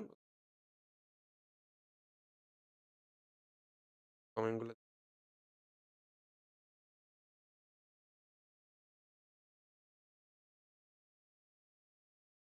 একজন বলছো যে এইটার কথা বলতেছিল একজন, হ্যাঁ? এই যে ১২৩, ৩২১ এটা উল্টাপাল্টা তোমরা করে ফেলো। তো এটা উল্টাপাল্টা যেন না হয়, এজন্য আমি এই যে এই জিনিসটা একটু বুঝানোর ট্রাই করছি। কার্বোক্যাটায়নের ক্ষেত্রে কি হবে ভাইয়া বলো তো? ১ মিনিট জাস্ট ব্যাপারটা বুঝো, হ্যাঁ? আচ্ছা আমি আগের কোয়েশ্চেনটা শেষ করে আসি। এখানে দেখো ফিউরন অনেকে A নাম্বার দিছো, B নাম্বার দিছো, C নাম্বার দিছো, D নাম্বারও দিছো। তার মানে কোন না কোন একটা তো হবে অ্যান্সার। অ্যান্সার হবে হচ্ছে C নাম্বারটা। কিভাবে হইল ভাইয়া? এখানে তো আমি ২ টা পাই বন্ধন দেখতেছি। তাই না? ২ টা পাই বন্ধন মানে কি? ২ টা পাই বন্ধন মানে হচ্ছে ২ ইনটু ২ মানে ৪ টা পাই ইলেকট্রন হওয়ার কথা, তাই না? ৪ টা পাই ইলেকট্রন হওয়ার কথা। কারণ একটা বন্ধনে ২ টা করে ইলেকট্রন থাকে। আর সমস্যাটা হচ্ছে ভাইয়া এই জায়গায় এই যে মুক্ত জোড় ইলেকট্রন দেখতে পাচ্ছ না? এই যে অক্সিজেনের মুক্ত জোড় ইলেকট্রন দেখতে পাচ্ছ? এখন এইটা একটা অ্যারোমেটিক যৌগ। তো অ্যারোমেটিক যৌগে প্রত্যেকটা কর্নারে sp3 সংকরায়ন থাকতে হয়। তো দেখো sp3 সংকরায়ন আছে কিনা অক্সিজেনের ক্ষেত্রে আমি একটু খেয়াল করি। x সিগমা বন্ধন কয়টা? এদিকে একটা, এদিকে একটা, ২ টা। মানে ২ প্লাস মুক্ত জোড় কয়টা ভাইয়া? ২ টা। তার মানে ২, ২, ৪ sp3 সংকরায়ন। হইছে? বাকি কর্নার গুলাতে করলেও তুমি দেখবা কার্বনের sp3 সংকরায়নই আসতেছে। তো sp3 সংকরায়নের ক্ষেত্রে মনে রাখতে হবে ভাইয়া যদি লোন পেয়ার ইলেকট্রন থাকে দেখো এখানে লোন পেয়ার ইলেকট্রন কিন্তু আমি দিয়ে রাখছি। ফিনন যৌগ যারা পড়ছো লোন পেয়ার ইলেকট্রন সহই পড়ার কথা। এই যে লোন পেয়ার ইলেকট্রন একটা ভিতরের দিকে আছে, এটা যেটা করে রেজোন্যান্স এ পার্টিসিপেট করে। ঠিক আছে? রেজোন্যান্স। রেজোন্যান্সটা কি? সহজ ভাষায় বুঝাই দিই। আমরা যে এই যে বেনজিন আঁকাই না? এই বেনজিনে গোল্লা দেই না? এই গোল্লাটা কি আসলে গোল্লা থাকে? থাকে না তো। এরকম থাকে না? Single bond, double bond, single bond, double bond, single bond, double bond. তো এটা যেটা হয় পরের ক্ষেত্রে এটা এখানে চলে আসে। ঠিক আছে? এটা এখানে চলে যায়, এটা এখানে চলে আসে। তো বারবার ঘুরতে থাকে। তো ঘুরতে আমরা এটাকে গোল্লা এভাবে লিখে দেই। তাই না? এরকম করে আঁকাই আমরা। তো এই জায়গায় এটাকেই বলা হয় রেজোন্যান্স। তো এখানে রেজোন্যান্স এ এই যে একটা মুক্তজোড় ইলেকট্রন এটা পার্টিসিপেট করে। তো পার্টিসিপেট করার পরে যেটা হয় এরা একটা করে ঘুরতে থাকে পরেরটার ক্ষেত্রে। পরের যদি চিত্রটা আঁকাই একটা করে সরে যাবে। ঠিক আছে? এটা এখানে চলে আসবে, এটা এখানে যাবে, এটা এখানে আসবে। ঠিক আছে? তো এটা ঘুরতে থাকবে আরকি। তার মানে এখানে ২ টা তো পাই ইলেকট্রন আমার আছেই। মানে ২ টা পাই বন্ধন তো আছেই। এছাড়া আরেকটা হচ্ছে ২ টা ইলেকট্রন আসবে। তাহলে ২ টা পাই বন্ধনে ৪ টা ইলেকট্রন আর এক্সট্রা করে আরো ২ টা ইলেকট্রন আসতেছে। তাহলে টোটাল ৬ টা ইলেকট্রন। ঠিক আছে? টোটাল কয়টা? ৬ টা ইলেকট্রন। এখন দেখো এইটার ক্ষেত্রে একটু ব্যাক আসি আমি। এখানে অ্যানায়ন ও নিজে, তাই না? ঋণাত্মক আয়ন আছে ওর কাছে। তো ঋণাত্মক আয়ন আরো বেশি করে দিচ্ছে। তো সক্রিয়তা মানে কি? ও যত বিক্রিয়া করতে চাবে। ঠিক আছে? সক্রিয়তা মানে বিক্রিয়া করতে চাওয়া। তো ওকে অনেক অধিক পরিমাণে ইলেকট্রন দিয়ে রাখছে। তো ও বেশি তাড়াতাড়ি বিক্রিয়া করতে চাবে না। এটা জাস্ট বোঝার জন্য বুঝো ব্যাপারটা। ঠিক আছে? এটার ক্ষেত্রে আরেকটু কম ইলেকট্রন সাপ্লাই হচ্ছে। তাহলে ওর থেকে এ একটু কম পরিমাণে বিক্রিয়া করতে চাবে। এ আরো কম দিচ্ছে না ইলেকট্রন সাপ্লাই। একদিক থেকে দিচ্ছে। আর ওকে তো কেউ দিচ্ছেই না। তাহলে সবথেকে বেশি সক্রিয় কে? ৩ ডিগ্রি। ঠিক আছে? এখন কার্বোক্যাটায়নের ক্ষেত্রে আসো। কার্বোক্যাটায়নের ক্ষেত্রে জিনিসটা উল্টা হয়ে যাবে। দেখো ওই ক্ষেত্রে কি? এগুলো প্লাস না? এগুলা কি? প্লাস তো? প্লাসের ক্ষেত্রে দেখো ওকে ইলেকট্রন ডোনেট করতেছে। মানে ওর প্লাসটা কমাইতেছে। ঠিক আছে? কমাচ্ছে। ও চাবে কি? ঋণাত্মকের সাথে বিক্রিয়া করতে। ঠিক আছে? প্লাস কিসের সাথে বিক্রিয়া করতে চায়? মাইনাসের সাথে বিক্রিয়া করতে। ওকে একদিক থেকে ইলেকট্রন দিচ্ছে, ২ দিক থেকে দিচ্ছে, ৩ দিক থেকে ইলেকট্রন দিচ্ছে। মানে ওর পজিটিভটা অনেক কমায় ফেলছে। ওর পজিটিভটা একটু কম পরিমাণে কমাইছে, ওরটা আরো বেশি কম পরিমাণে কমাইছে। তো সবথেকে বেশি কমাইলো কার? ওরটা কমাইছে না। তো তার মানে ওর পজিটিভ ধর্মটা এখনো বেশি পরিমাণে আছে। তাহলে কার্বোক্যাটায়নের ক্ষেত্রে এই ১ ডিগ্রিটা সবথেকে বেশি সক্রিয়। তারপরে ২ ডিগ্রি, তারপরে ৩। ঠিক আছে? এইটা হবে। এইটা একটু উল্টাপাল্টা হয়ে যায়। ঠিক আছে? এটা কিন্তু একটু উল্টাপাল্টা হয়ে যায়। এটা একটু খেয়াল রাখতে হবে। একটু খেয়াল রাখতে হবে ভাইয়া। এই যে ১ ডিগ্রি, ২ ডিগ্রি, ৩ ডিগ্রির ব্যাপারটা একটু খেয়াল রাখতে হবে। আমি কিন্তু ২ টা বুঝাইছি এখানে। তো উল্টাপাল্টা হয়ে যেতে পারে তোমাদের। তো তোমরা আগে যেটা তুলছো ওইটা থাকলো। দ্বিতীয়ত আবার তোমরা এটা তুলে নিও। ঠিক আছে? কার্বোক্যাটায়নেরটাও দেখাই দিছি। নেক্সট কোয়েশ্চেন এ যাই। বন্ড CO বন্ড মূলকটি ক্লিমেনসন বিজারণের সাহায্যে ক্লিমেনসন বিজারণ ওকে। ক্লিমেনসন বিজারণের সাহায্যে কোনটিতে পরিণত হয় বা কোন মূলকে পরিণত হয়? তো ফার্স্ট অফ অল এটা দেখতে হবে এটা কি মূলক? এটার নাম হচ্ছে ভাইয়া এরকম। এটা দেখতে এরকম। একটু সুন্দর করে কার্বন ডাবল। এটার নাম হচ্ছে ভাইয়া কার্বনিল মূলক। এটার নাম কি? এটার নাম হচ্ছে কার্বনিল মূলক। এটার নাম কি? এটার নাম হচ্ছে কার্বনিল মূলক। মনে রাখবা ক্লিমেনসন বিজারণের সাহায্যে বা ক্লিমেনসন বিজারণ বিক্রিয়াতে এই কার্বনিল মূলকটা মিথিলিন মূলকে রূপান্তরিত হয়। সে রূপান্তরিত হয় মিথিলিন মূলক। মিথিলিন মূলক কোনটা? এটা কি মিথিলিন মূলক? না, এটা তো অ্যাসিডের। ঠিক আছে? এটা হচ্ছে কার্বক্সিলিক মূলক। এটা হবে না। এটা কি? অ্যালডিহাইড মূলক। এই যে বন্ড CH2 বন্ড এটা হচ্ছে ভাইয়া মিথিলিন মূলক। বন্ড CH2 বন্ড এটা হচ্ছে মিথিলিন মূলক।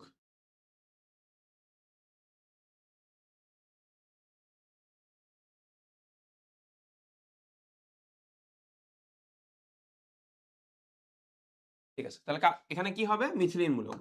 CH2 ঠিক আছে? এটার নাম কি? এটা হচ্ছে মিথিলিন। মিথিলিন। ঠিক আছে? তাহলে বন্ড CO অর্থাৎ কার্বনিল মূলকটা মিথিলিন মূলকে রূপান্তরিত হয়। কোন বিক্রিয়ার মাধ্যমে? ক্লিমেনসন বিজারণ বিক্রিয়ার মাধ্যমে। ঠিক আছে? ক্লিমেনসন বিজারণ বিক্রিয়ার মাধ্যমে।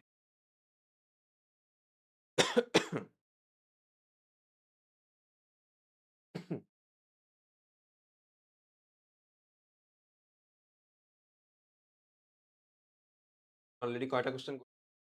১৪ টা। যাই। মোটামুটি এই পর্যন্তই জৈব যৌগের কোয়েশ্চেন গুলো ছিল। এরপর থেকে জৈব যৌগ আস্তে, আস্তে কমে যাবে। ঠিক আছে? নেক্সট কোয়েশ্চেন বলছে নিচের কোনটি অবস্থান্তর মৌল? ঠিক আছে? নিচের কোনটি অবস্থান্তর মৌল? অবস্থান্তর মৌল। এই টপিকটা নিয়ে তোমরা হচ্ছে ভুল করে ফেলো আসলে অনেকে। অবস্থান্তর মৌলটা কিভাবে নির্ণয় করব? এটার অ্যান্সারটা কোনটা হবে ভাই বলো তো? বল কোনটা হবে অ্যান্সার? নিচের কোনটি অবস্থান্তর মৌল? নিচের কোনটি অবস্থান্তর মৌল?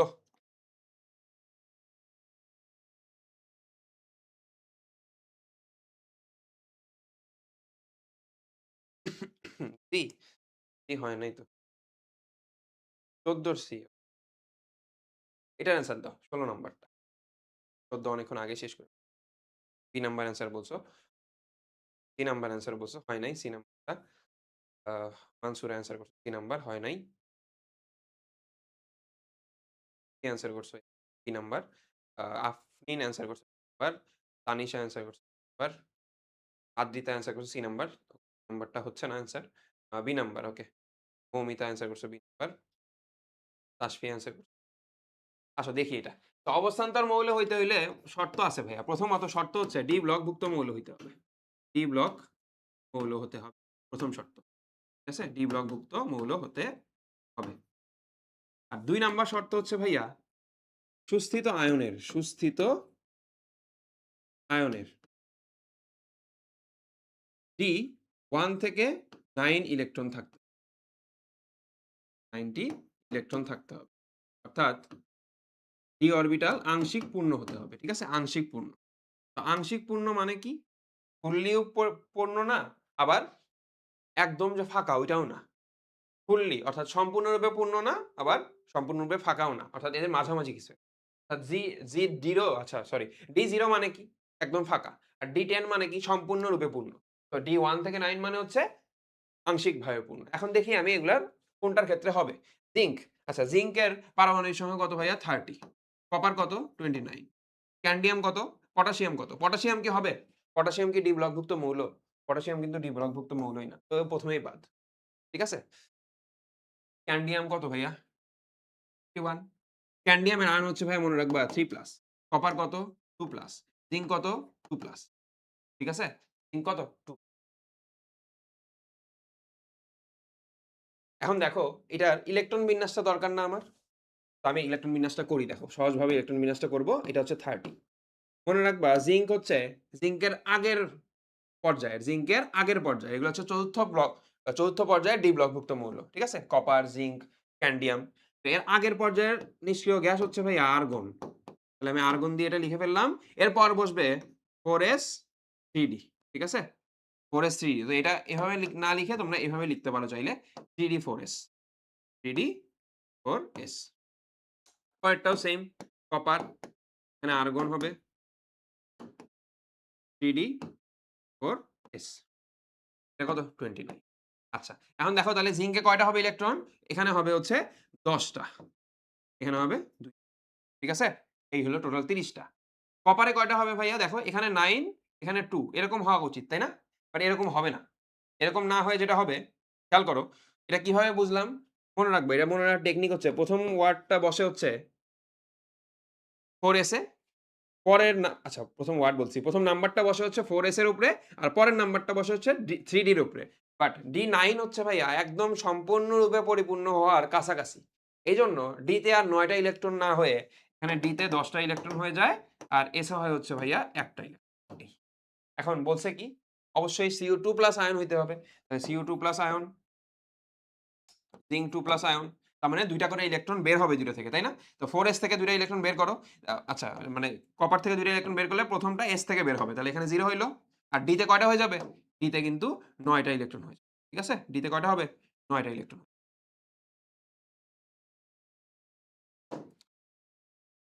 তাহলে দেখো তো D 1 থেকে 9 এটা ফিল আপ করছে না এটা? আচ্ছা, আমি একটু এটার ক্ষেত্রে দেখি। এটা কি ফিল আপ করে কিনা। জিঙ্ক 2+ তার মানে S থেকে ২ টা ইলেকট্রন বের হয়ে যাবে। ঠিক আছে? S থেকে ২ টা ইলেকট্রন বের হয়ে যাবে। তাহলে S থেকে ২ টা ইলেকট্রন বের হইলে এখানে ০ হইল।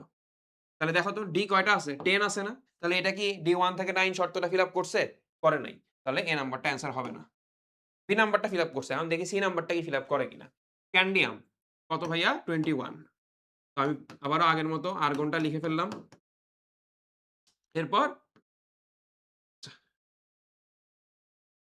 DD4S ১ম নাম্বারটা কোথায় বসবে? এখানে বসবে। পরের নাম্বারটা কোথায় বসবে? এখানে। ঠিক আছে? তো এখন দেখো স্ক্যান্ডিয়াম 3+ হয়। স্ক্যান্ডিয়াম কয়টা প্লাস হবে ভাইয়া? 3+। স্ক্যান্ডিয়াম 3+। ঠিক আছে? স্ক্যান্ডিয়াম 3+। তো স্ক্যান্ডিয়াম 3+ যখন হবে তখন এই S থেকে একটা ইলেকট্রন বের হবে। প্রথমত S থেকে ইলেকট্রন বের হবে। এরপরে D থেকে ২ টা ইলেকট্রন বের হয়ে যাবে। তাহলে টোটাল আমার ইলেকট্রন দাঁড়াইলো কয়টা? এখানেও ০, এখানেও ০। তাহলে D 1 থেকে 9 কি ফিল আপ করলো? করে নাই তো। তাহলে C নাম্বারটাও হবে না অ্যান্সার। কোনটা হবে? B number. এই অবস্থান্তর মৌল নিয়ে তোমরা হচ্ছে ভুল করে ফেলো আরকি, গোলমাল পাকায় ফেলো। কি গোলমাল পাকাও? তোমরা হচ্ছে প্লাস আয়ন বা আমার আয়ন যে নিতে হবে ওইটা করতে ভুলে যাও। ঠিক আছে? প্রথমত এটা করতে ভুলে যাও। আবার এই D1 থেকে 9 এটাও অনেকে ভুলে যাও। ভাবো যে D1 থেকে 10 হইলেই মনে হয় হবে। ঠিক আছে? আচ্ছা তোমাদের সাবিত ভাইয়া ক্লাসে জয়েন করছে। Last class. ঠিক আছে? তো তোমাদের ফুল কোর্সটারই আসলে এই তোমাদের হচ্ছে ২৫ সাল ২৬ এ তোমরা যারা অ্যাডমিশন দিচ্ছ ২৫-২৬ সেশনে তোমাদের হচ্ছে আজকে একদম লাস্ট ক্লাস। ঠিক আছে? তো একদম লাস্ট ক্লাসে হচ্ছে আমার ক্লাস পড়ছে। তোমাদের সাথে কিন্তু আমাদের আর ক্লাস নাই। ঠিক আছে? আজকের ক্লাসটাই হচ্ছে লাস্ট ক্লাস। ১৩১ জন মনে হয় ক্লাসটা লাইভ করতেছো। আশা করি শেষ পর্যন্ত সবাই করবা। ১ ঘন্টার মতো ক্লাস হয়েছে। আরো ১ ঘন্টার মতো ক্লাস হবে ইনশাআল্লাহ। ১ ঘন্টার মধ্যে আশা করি শেষ হয়ে যাবে। এটা বি নাম্বার, হ্যাঁ, বি নাম্বারে এতক্ষণে অ্যান্সার করে ফেলছো অলরেডি সবাই। আমি জাস্ট বুঝাই দিলাম ব্যাপারটা। নেক্সট কোয়েশ্চেন আ বলছে ব্যাসার্ধের সঠিক ক্রম, ব্যাসার্ধের সঠিক ক্রম। ঠিক আছে? ব্যাসার্ধের ক্রম চাইছে। তো ব্যাসার্ধের ক্রম দেখো এখানে কিছু ঋণাত্মক আয়ন আছে, কিছু প্রশম মৌল আছে অর্থাৎ নিরপেক্ষ মৌল আছে, কিছু ক্যাটায়ন আছে। অর্থাৎ আয়ন যেমন আছে, মৌলও আছে। তো এটা আমি অ্যান্সার কিভাবে করব? ঠিক আছে? এটা অ্যান্সার করার জন্য আগে ২-৩ টা কথা মনে রাখো ভাইয়া। যখন দেখবা ঋণাত্মক আয়ন এটা যত বাড়বে, মনে রাখবা এটা যত বাড়বে, আকার তত বাড়বে। আকার তত বাড়বে। আর ঠিক এই লক করতে আর বিপরীত কথাটা যদি আমি বলি, তখন ধনাত্মক আয়নের আকার আকার বা আকার বলতেছি, ধনাত্মক আয়নের যখন সংখ্যা বাড়বে, আচ্ছা এখানে সংখ্যাটা লিখে দিই। সংখ্যা, সংখ্যা। তো যত এগুলা বাড়বে, ঋণাত্মক আয়নের ক্ষেত্রে সংখ্যা বাড়লে আকার বাড়ে। কিন্তু পজিটিভ আয়ন বা ক্যাটায়নের ক্ষেত্রে আকার কমে যায়। একটু মনে রাখবা। পজিটিভ আয়নের ক্ষেত্রে কি হবে? আকার কমে যাবে। অর্থাৎ যত ক্যাটায়নের চার্জ বাড়বে বা ক্যাটায়ন সংখ্যা যত বাড়বে, ক্যাটায়নের চার্জ যত বেশি হবে, আকার ছোট হইতে থাকবে। আর অ্যানায়নের সংখ্যা বা ঋণাত্মক আয়ন বা নেগেটিভ আয়নের সংখ্যা যত বাড়বে, আকার তত বড় হইতে থাকবে। এখন এখানে তো ধনাত্মক, ঋণাত্মক সব মিক্স আছে ভাই। এখানে কি করব? এটার জন্য আরেকটা টেকনিক একটু বলে দেই। এটা একটু মনে রাখবা। এই জিনিসটা একটু মনে রাখার ট্রাই করবা। দেখো। X ধরো একটা মৌল। X এর অ্যানায়ন হচ্ছে X মাইনাস, এক্স এর ক্যাটায়ন হচ্ছে ভাইয়া এক্স প্লাস। এটাতে কি মনে রাখবো? এটা দিয়ে আকারের ক্রমটা মনে রাখবো।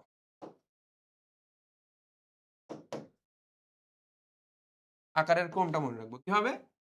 অ্যানায়নের আকারটা হবে বড়, ক্যাটায়নের আকারটা হবে ছোট। তো এই জিনিসটা যদি মনে রাখি, দেখো এটার সাথে তুলনা দিলেই তুমি এখন অ্যান্সারটা করে ফেলতে পারবা। একটু খেয়াল করো, এখানে প্রসম মৌলকে নিয়ন। তার মানে নিয়নটা হবে এখানে কোথাও একটা ক্যাটায়নের দিকে বাড়তেছে। তার মানে আকার কি হবে? ছোট হবে এগুলার। তাহলে ক্যাটায়নের দিকে আকার ছোট হইলে প্রথমটা কি হবে? Sodium plus. যেহেতু একটা ক্যাটায়ন, একটা প্লাস চার্জ। আর Mg2 প্লাস কি হবে? সবথেকে ছোট হবে, রাইট?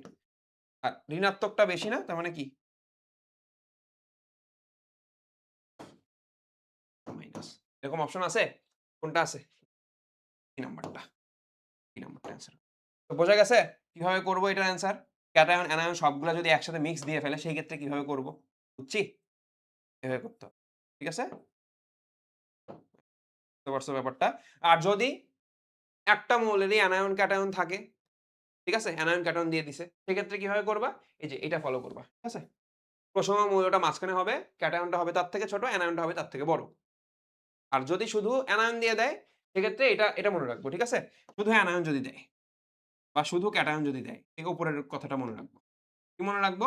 যখন অ্যানায়নের আকার, অ্যানায়নের চার্জের সংখ্যা বাড়বে। অর্থাৎ ঋণাত্মক চার্জের সংখ্যা যত বাড়বে, আকার তত বাড়বে। ঠিক আছে? আকার তত কি হবে? বাড়বে। ঠিক আছে? আকার তত বাড়বে। আর পজিটিভ আয়নের সংখ্যা যত বাড়বে, আকার তত কমবে। ঠিক আছে? আকার তত কি হবে? কমবে আকার। ঠিক আছে? এটা এই ২ টা কিন্তু একটার একটা উল্টা। ঠিক আছে? তো তোমরা বুঝতে পারছো আশা করি। আমরা নেক্সট কোয়েশ্চেনে যাব। পর্যায় সারণীতে কপারের অবস্থান কোন শ্রেণীতে? কপারের অবস্থান কোন শ্রেণীতে? ওকে। প্রথমত কপার কি ব্লকভুক্ত মৌল ভাইয়া? ডি ব্লকভুক্ত। ডি ব্লকভুক্ত। এটা অলরেডি দেখে ফেলছি, তাই? এই যে অবস্থান্তর মৌল ওইটাতে তো দেখছি। ডি ব্লকভুক্ত মৌল না হলে তো অবস্থান্তর মৌল হইতেই পারবে না। এখন এই কপারের অবস্থান কোন শ্রেণীতে এটা বের করতে হবে।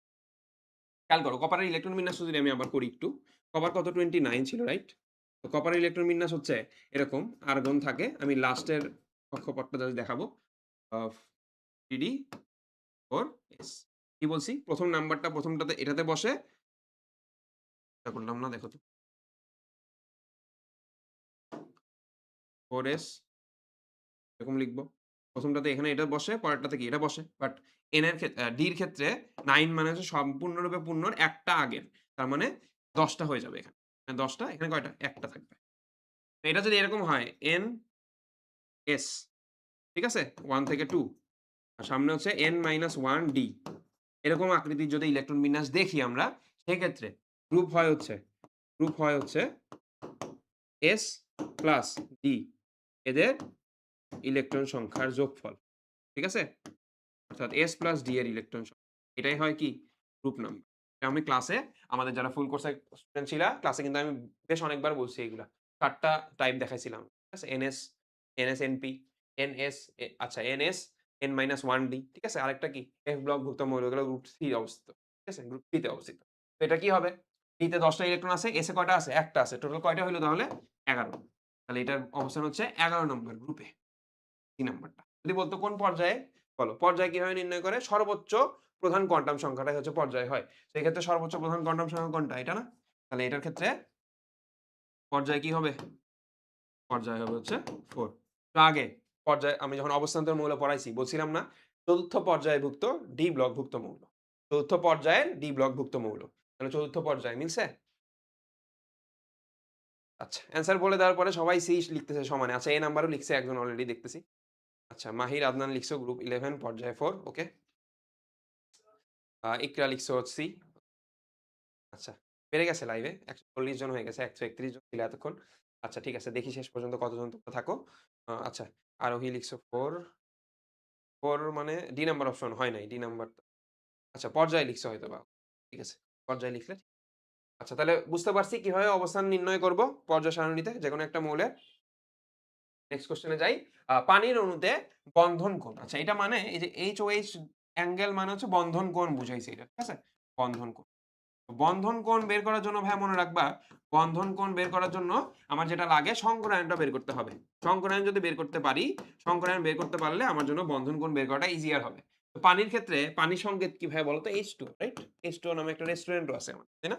এখন H2O তে অক্সিজেন কেন্দ্রীয় পরমাণু। সো এটার সংকরায়ন যদি আমি বের করি, এটার সংকরায়ন হবে হচ্ছে ভাই এরকম হাফ অক্সিজেনের সর্বশেষ কক্ষপথ ইলেকট্রন কয়টা আছে? ৬ টা আছে, রাইট? ৬ প্লাস ২ একযোজী পরমাণুর সংখ্যা মাইনাস ক্যাটায়ন প্লাস অ্যানায়ন। কোন চার্জ তো নাই। তো এটার ভ্যালু হবে হচ্ছে ৪। ৪ মানে কি ভাই? sp3 সংকরায়ন, right? তো আমরা জানি sp3 সংকরায়নের ক্ষেত্রে sp3 যদি সংকরায়ন হয়, অ্যাঙ্গেল হয় হচ্ছে ভাই ১০৯.৫ ডিগ্রি।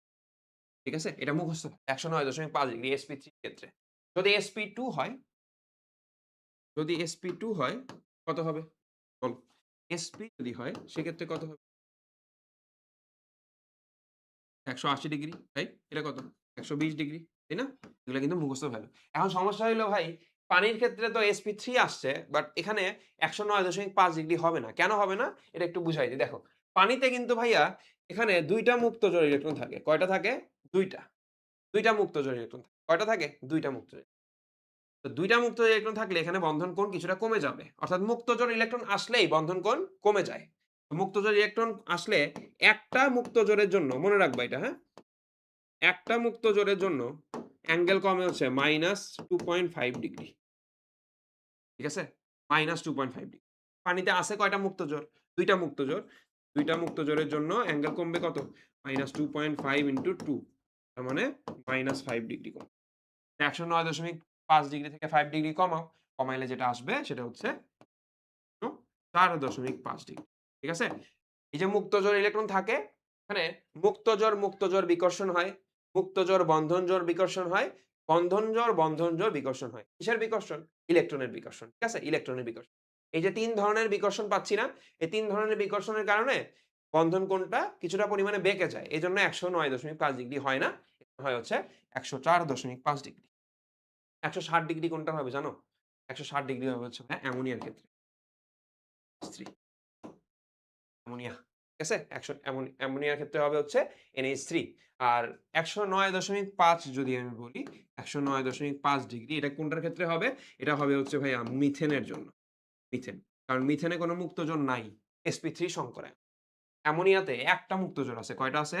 একটা মুক্তজোড়। তাহলে একটা থাকলে ২.৫ ডিগ্রি কমবে। ঠিক আছে? একটা থাকলে ২.৫ ডিগ্রি কমবে। ১০৯.৫ থেকে ২.৫ কমে ১০৭ হবে। ঠিক আছে? ১০৯ থেকে কমে ১০৭ হবে। নেক্সট কোয়েশ্চেন এ যাব। কক্ষ তাপমাত্রায় কোনটি তরল? বলো। কক্ষ তাপমাত্রায় কোনটি তরল? এটার অ্যান্সারটা কি হবে? বলো। এটার অ্যান্সার হবে বলো দেখি কোনটা হবে? চলো তোমাদের জন্য ছেড়ে দিই। ওকে অ্যান্সার অনেকে দেয়া শুরু করছো। A নাম্বার অ্যান্সার দিছো অনেকে। অনেকে C নাম্বার অ্যান্সার দিছো। ওকে। আচ্ছা এটা বলে দিই দেখো। কক্ষ তাপমাত্রায় তরল হচ্ছে ভাইয়া মনে রাখবা এটা। তরল হচ্ছে ব্রোমিন। কে ভাইয়া? ব্রোমিন। আর কঠিন কে ভাইয়া? কঠিন হচ্ছে মনে রাখবা এটা আয়োডিন। আয়োডিন কঠিন। তাহলে আমার অ্যান্সার কোনটা হবে? ব্রোমিন হবে। আয়োডিন তো হইল না। আরো ২ টা অপশন দেখতে পাচ্ছি না। এরা হচ্ছে ভাই মনে রাখবা গ্যাসীয়। কক্ষ তাপমাত্রায় গ্যাসীয়। গ্যাসীয় কারা? ক্লোরিন আর হচ্ছে ঠিক আছে? এটা একটু মনে রাখবা এই কয়েকটা পয়েন্ট। কক্ষ তাপমাত্রায় তরলকে ব্রোমিন গ্যাস। কঠিনকে সরি ব্রোমিন। কঠিনকে আয়োডিন। আর গ্যাসীয় কারা? ক্লোরিন আর ক্লোরিন গ্যাস। ঠিক আছে? ৩ নাম্বার। আয়োডিন কঠিন লিখছো একজন। আচ্ছা কি নাম্বার লিখছো ২১ নাম্বার? হয় নাই। ঠিক আছে। যারা সি নাম্বার অ্যান্সার করছো তাদেরটা হইছে সবার। নেক্সট কোয়েশ্চেন পানিতে নিচের কোন পদার্থটির দ্রাব্যতা বেশি? ওকে দ্রাব্যতা। এই দ্রাব্যতা টপিকটা হচ্ছে ভাইয়া মনে রাখবা পোলার আয়নের সাথে সম্পর্কিত। কি সাথে? পোলার আয়ন। পোলার আয়ন। পোলার আয়ন ফাজানের নীতি দিয়ে ব্যাখ্যা করা হয়। ঠিক আছে? ফাজানের নীতি। তো ফাজানের নীতি উনি কি বলছে? ক্যাটায়নের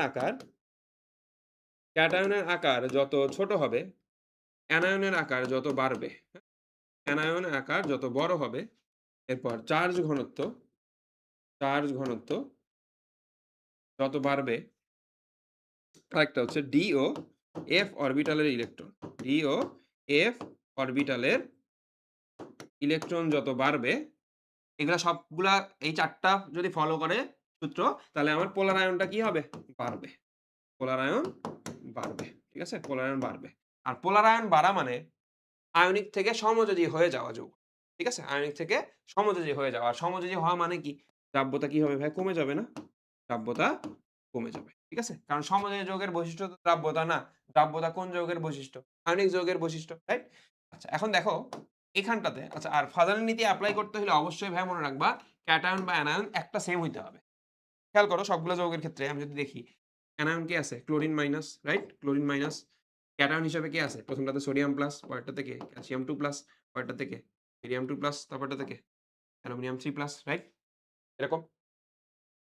এখন কথা হইল এদের মধ্যে আমি তুলনাটা কোন অপশনটা দিয়ে করব? এটা দিয়ে করব? এটা দিয়ে করব? এটা দিয়ে করব? নাকি এটা দিয়ে করব? খেয়াল করো। ক্যাটায়নের আকার দিয়ে আমার মোস্টলি হয়ে যায়। বাট এখানে সমস্যা হইলো এই যে মৌলগুলা লেখা আছে, ক্যাটায়ন গুলা লেখা আছে একটা সোডিয়াম, ক্যালসিয়াম, বেরিয়াম, তারপরে কি অ্যালুমিনিয়াম এরা কিন্তু ছড়ানো ছিটানো। আমার যদি একই পর্যায়ের হয় বা একই গ্রুপের যদি হয় সেক্ষেত্রে কি আমি সহজেই আইডেন্টিফাই করে ফেলতে পারি না ক্যাটায়নের আকার? অর্থাৎ উপর থেকে নিচে আসলে বাড়ে ক্যাটায়নের আকার। বাম দিক থেকে ডান দিকে গেলে কি হয়? কমে। ঠিক আছে? বাট এখানে তো ঐরকম নাই। তো আমার জন্য একটু ডিফিকাল্ট হয়ে যাবে না? সো আমি ১ম টা দিয়ে আইডেন্টিফাই করব না এটা। ঠিক আছে? ১ম টা দিয়ে আপাতত আইডেন্টিফাই করতেছি না। এরপরে অ্যানায়ন দিয়ে তো করবই না। কারণ অ্যানায়ন তো সেম। ৩ নাম্বার যে অপশনটা বা ৩ নাম্বার যে আমার শর্তটা দিছে উনি চার্জ ঘনত্ব। তো চার্জ ঘনত্ব দিয়ে একটু আইডেন্টিফাই করে দেখি। চার্জ ঘনত্ব বাড়লে পোলার আয়ন বাড়ে। তার মানে সবথেকে বেশি পোলার আয়ন কার হবে? Aluminium 3 plus, right? এরপরে দেখো ২ টাতে সমান সংখ্যক চার্জ আছে, তাই না? এখন ২ টাতে সমান সংখ্যক চার্জ থাকার পরেও একটা সুবিধা আছে। তারা একই গ্রুপের মৌল। ঠিক আছে? কোন গ্রুপ বলো তো? ২ নাম্বার গ্রুপ। বিরিয়ানি, কাবাব সরিয়ে বাটিতে রাখো। তাহলে ১ম টা কে? বেরিলিয়াম। তারপরে ম্যাগনেসিয়াম। তারপরে কে? কাবাব, ক্যালসিয়াম, স্ট্রনসিয়াম বাটিতে মানে বেরিয়াম। তার মানে বেরিয়াম কি নিচে না? বেরিয়াম নিচে মানে কি? ক্যাটায়নের আকারটা বড়। তো আমার ক্যাটায়নের আকার কি হইতে হয় ভাইয়া? ছোট হইতে হয়, তাই না? ক্যাটায়নের আকার ছোট কার? ক্যালসিয়ামের ছোট। তাহলে পরেরটা কি হবে? CaL2 তারপরেরটা কি হবে? Ba BaCl2, right? আর সোডিয়াম প্লাস এটার আয়ন চার্জ ঘনত্ব কি সবথেকে কম? তো চার্জ ঘনত্ব বেশি হইলে পোলার আয়ন বেশি হয়। তাহলে কম হইলে কম হবে। এই। তাহলে পোলার আয়নের ক্রম হবে এইটা। ঠিক আছে? পোলার আয়নের ক্রম এটা হইলো পোলার আয়নের ক্রম। আর বলো, পোলার আয়ন যত বেশি দ্রাব্যতা তত কম। বাট কোয়েশ্চেন এ চাইছে দ্রাব্যতা বেশি। তাহলে কোনটা হবে বলো তো ভাইয়া? অ্যান্সার কোনটা হবে? সোডিয়াম ক্লোরাইড হবে। বুঝতে পারছো? এই পোলার আয়নের ব্যাপারটা বুঝছো? পোলার আয়ন। পোলার আয়ন যদি আমি আইডেন্টিফাই করে ফেলতে পারি, ওখান থেকে আমি দ্রাব্যতাও বের করতে পারবো। ঠিক আছে? দ্রাব্যতাও বের করতে পারবো। ওকে যারা অ্যান্সার এই নাম্বারটা দিছিলে এতক্ষণ সবারটা ঠিক হইছে। এখন যদি কোয়েশ্চেনটা দিত দ্রাব্যতা বেশি না। যদি বলতো সমযোজী যৌগের বৈশিষ্ট্য কোনটাতে বেশি হবে? তখন কোনটা অ্যান্সার হইতো বলো তো ভাইয়া? সমযোজী যৌগের বৈশিষ্ট্য কোনটাতে বেশি প্রকাশ পাবে? এগুলা বেশি হওয়ার সাথে, সাথে আমার সমযোজীটাও বেশি হয়ে যায়। তাহলে বলো তো সমযোজী যৌগের বৈশিষ্ট্য কোনটাতে বেশি হবে? বা কোন যৌগটি অধিক সমযোজী? যদি কোয়েশ্চেন বলতো কোন যৌগটি অধিক সমযোজী সেক্ষেত্রে অ্যান্সার কি হইতো বলো তো? কি হইতো বলো তো ভাইয়া? অ্যালুমিনিয়াম ক্লোরাইড হইতো, রাইট? কারণ এখানে আমি দেখতে পাচ্ছি পোলার আয়ন সবথেকে বেশি এটাতে হইছে। তার মানে এটাতে সমযোজী যৌগের বৈশিষ্ট্য বেশি প্রকাশ পাইছে। ঠিক আছে? ওইটাতে সমযোজী যৌগের বৈশিষ্ট্য কি হইছে? সবথেকে কম আছে। মানে ও বেশি কি? আয়নিক আছে এখনো। ঠিক আছে? ও এখনো আয়নিক আছে। তার মানে ওতে দ্রাব্যতা বেশি হবে। ওকে, বুঝতে পারছো তোমরা? আমরা সামনের দিকে যাব। BeCl2 barium chloride. BeCl2 যৌগে বন্ধন কোণ। ওকে। তো বন্ধন কোণ বের করতে দিলে আমরা কি করব ভাইয়া? সংকরায়ন বের করব। কি বের করব? সংকরায়ন। সো আমি যদি সংকরায়ন বের করতে চাই এখানে বেরিলিয়ামের সংকরায়ন বের করতে হবে। কারণ বেরিলিয়াম কি ভাইয়া? কেন্দ্রীয় পরমাণু। আমি কেন্দ্রীয় পরমাণু কিভাবে আইডেন্টিফাই করব? সংখ্যায় কম। একটা যৌগের মধ্যে সংখ্যায় যেটা কম এটাই কি? Central atom. ঠিক আছে? সেন্ট্রাল অ্যাটম বা কেন্দ্রীয় পরমাণু। তো বেরিলিয়াম ক্লোরাইডের যদি আমি আইডেন্টিফাই করতে চাই, একযোজী মৌল কয়টা? ২ টা। ঠিক আছে? বলো। বেরিলিয়াম তার সর্বশেষ কক্ষপথে ইলেকট্রন কয়টা? ২ টা। যোগ করলাম। সামনে একটা কি আছে? হাফ আছে না? ৪/২ মানে হচ্ছে ২। এখন বলো ২ মানে কি সংকরায়ন? sp সংকরায়ন, right?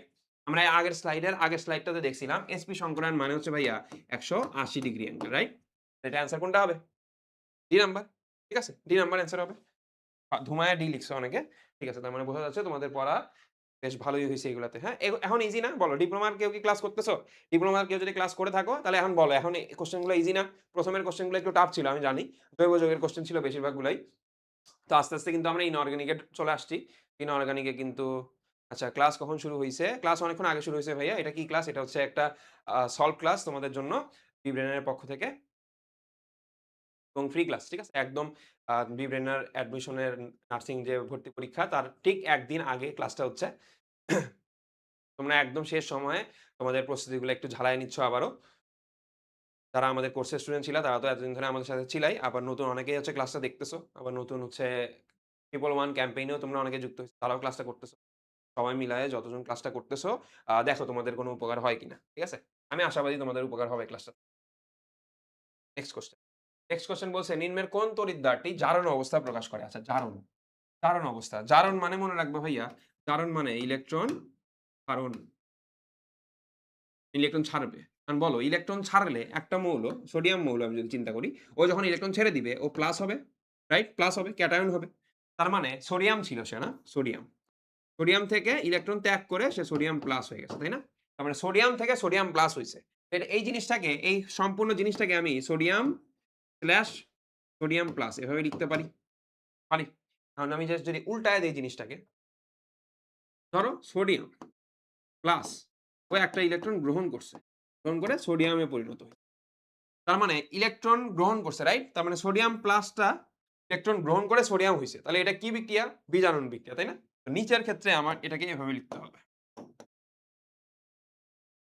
ঠিক আছে? তাহলে নিচেরটা বিজারণ, উপরেরটা কি? জারণ। তাহলে অ্যান্সার কোনটা হবে বলো তো ভাইয়া? এই ধরনের যেটা থাকবে। সো আমি দেখি আসো কোনটা আছে কিনা এরকম।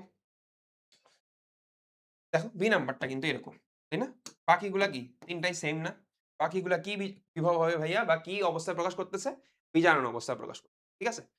আর এই বি নাম্বারটা কি করতেছে? জারণ অবস্থা। জিংক যে ইলেকট্রন ত্যাগ করে জিংক 2 প্লাস হইছে। ইলেকট্রন ছাড়ছে। ঠিক আছে? আর বাকি এটা, এটা, এই ২ টা। এটা কি? বিজারণ। বিজারণ অবস্থা। ঠিক আছে? বিজারণ। তাহলে তোমরা বুঝতে পারছো? লিখে দিছি। Next question.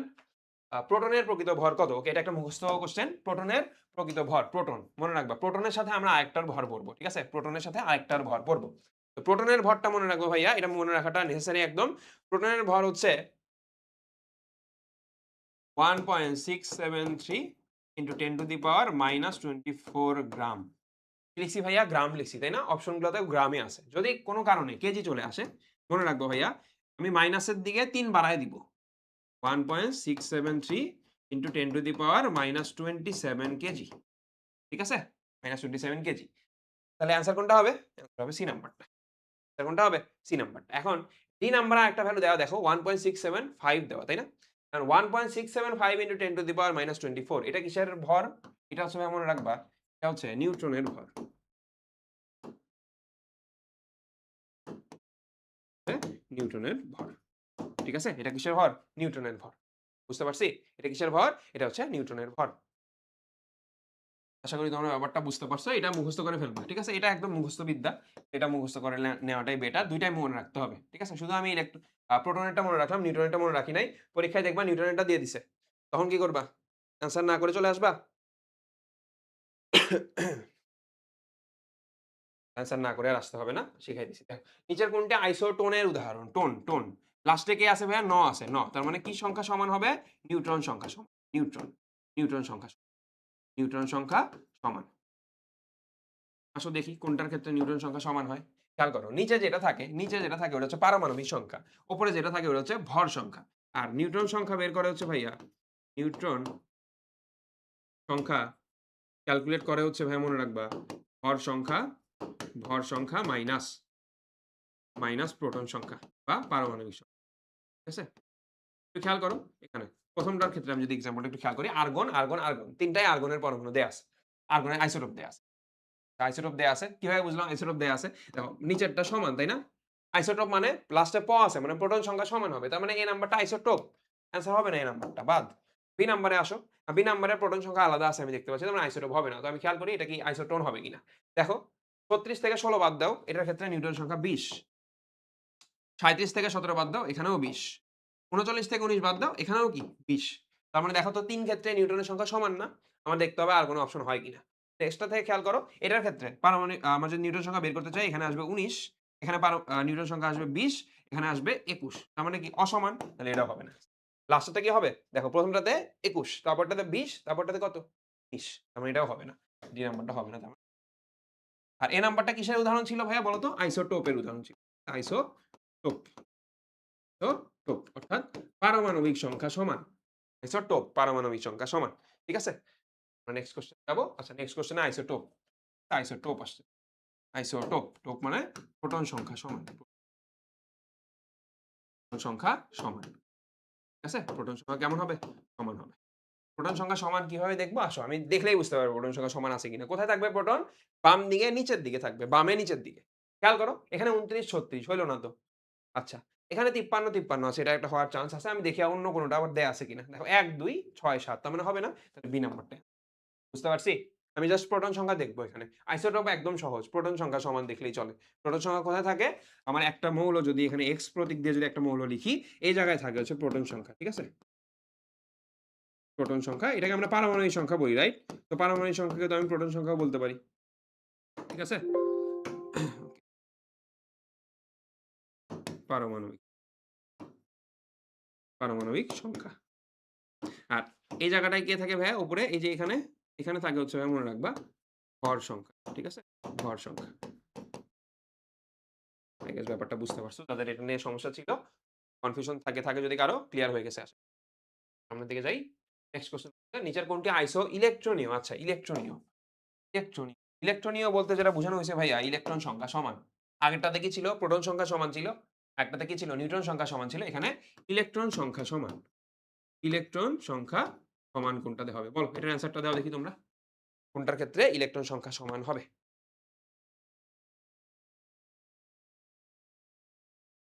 ২৭ এর n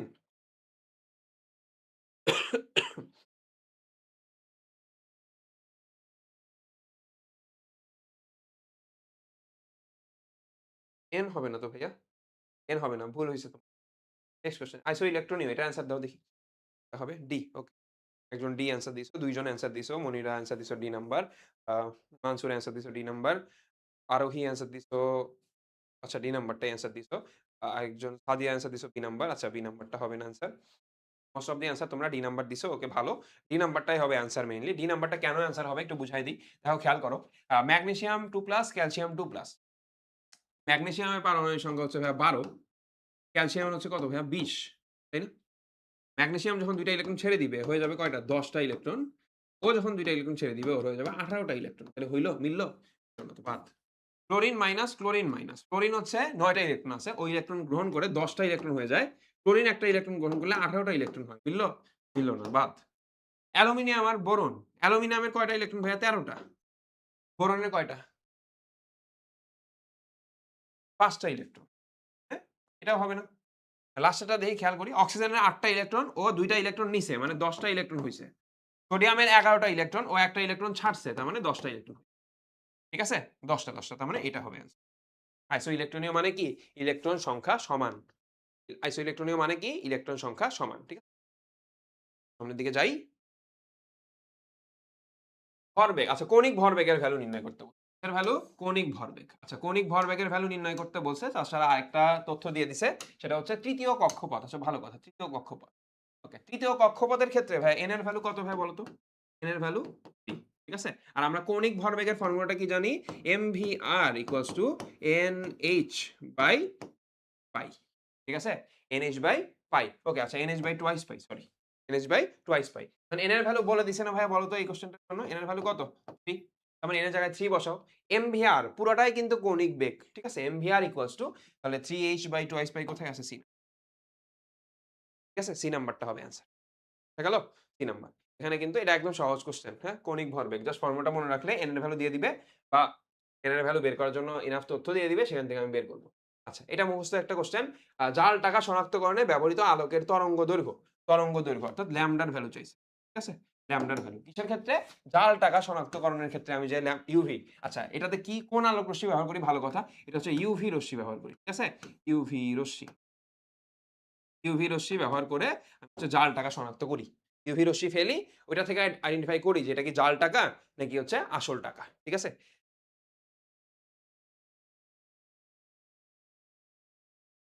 আচ্ছা, এটা অ্যান্সার কি হবে বলো?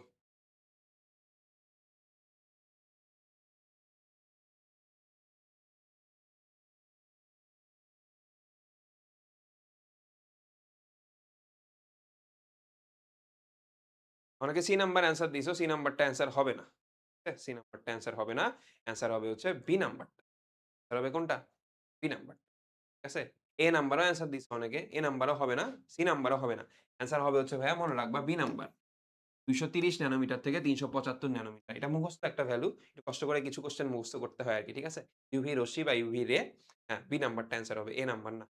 এ নাম্বার না, সি নাম্বারও না। ঠিক আছে? B number. তোমরা অনেকেই A number, C number answer দিচ্ছ। তাদের জন্য সমবেদনা। বি নাম্বারটা অ্যান্সার হবে। ঠিক আছে? তোমরা ভুল করে ফেলছো। কি করছো? ভুল করে ফেলছো। এটা মুখস্থ করতে হয়। তরঙ্গ দৈর্ঘ্যের ভ্যালুগুলা মুখস্থ রাখাটা বেটার। সবগুলা তো আসলে আমি জানি, সবগুলা মনে রাখাটা একটু কষ্টকর হয়ে যায়। কারণ অনেক কিছু মুখস্থ করতে হয়। সাথে এগুলাও যদি মুখস্থ করি, এত রেঞ্জ, এত কিছু মনে রাখাটা অনেক টাফ না? এইজন্য যেটা করব, কিছু এক্সেপশনাল জিনিসপত্র মনে রাখতে হয়। যেমন জাল টাকা শনাক্ত করার জন্য আমি ইউভি রশ্মি ব্যবহার করি। তো জাল টাকাটা কি আমাদের ডেইলি লাইফ এর সাথে খুব একটা আ মিল আছে এরকম একটা জিনিস না? জাল টাকা। প্রায় শোনা যায় যে জাল টাকা বের হইছে। তো এটা আমাদের লাইফের সাথে একটা গুরুত্বপূর্ণ পার্ট হিসেবে জড়িয়ে থাকে। তো এটা আমরা একটু মনে রাখার ট্রাই করব। ঠিক আছে? আমরা সামনের দিকে যাই। আমাদের কোয়েশ্চেন নাম্বার 31, পরমাণুতে, আচ্ছা, পরমাণুর ৩য় শক্তি স্তরের জন্য m এর মান কোন? m এর মান কত? ভালো কথা, m এর মান। দেখো ৩য় শক্তি স্তর বলছে, রাইট? ৩য় শক্তি স্তর। তার মানে n এর ভ্যালু কত ভাইয়া বলো তো? ৩। আচ্ছা, এটা আসলে কোয়ান্টাম সংখ্যার ভ্যালু বলছে, বুঝছো? কোয়ান্টাম সংখ্যা। এটা কি কোয়ান্টাম সংখ্যা? প্রথমটা প্রধান কোয়ান্টাম, দ্বিতীয়টা কি সহকারী, তৃতীয়টা কি ভাইয়া? চৌম্বক কোয়ান্টাম। চৌম্বক কোয়ান্টাম বা ইংলিশে আমি যদি বলি ম্যাগনেটিক কোয়ান্টাম নাম্বার। ঠিক আছে? কোয়ান্টাম সংখ্যা। তো n এর ভ্যালু এখানে কত ভাইয়া? 3। l এর ভ্যালু কত হবে? l এর ভ্যালু হয় ভাইয়া মনে রাখবা 0 থেকে n-1। তার মানে 0 হবে, 1 হবে, 2 ও হবে। ঠিক আছে? এখন m এর মান বের করতে হবে, তাই না? আমাকে তো স্পেসিফিকলি বলে নাই যে এই অরবিটালের জন্য বের করো। তাহলে আমার এটা নিয়েও ক্যালকুলেশন করতে হবে, এটা নিয়েও করতে হবে, এটা নিয়েও করতে হবে। আসো আমি প্রথমটা নিয়ে করি। 1, l এর ভ্যালু যখন 1, তখন m এর ভ্যালু কি বলো তো ভাইয়া, বলো তো? m এর ভ্যালু হয় হচ্ছে 0 সহ প্লাস মাইনাস l। তার মানে এখানে -1, 0, +1 ৩ টা। ঠিক আছে?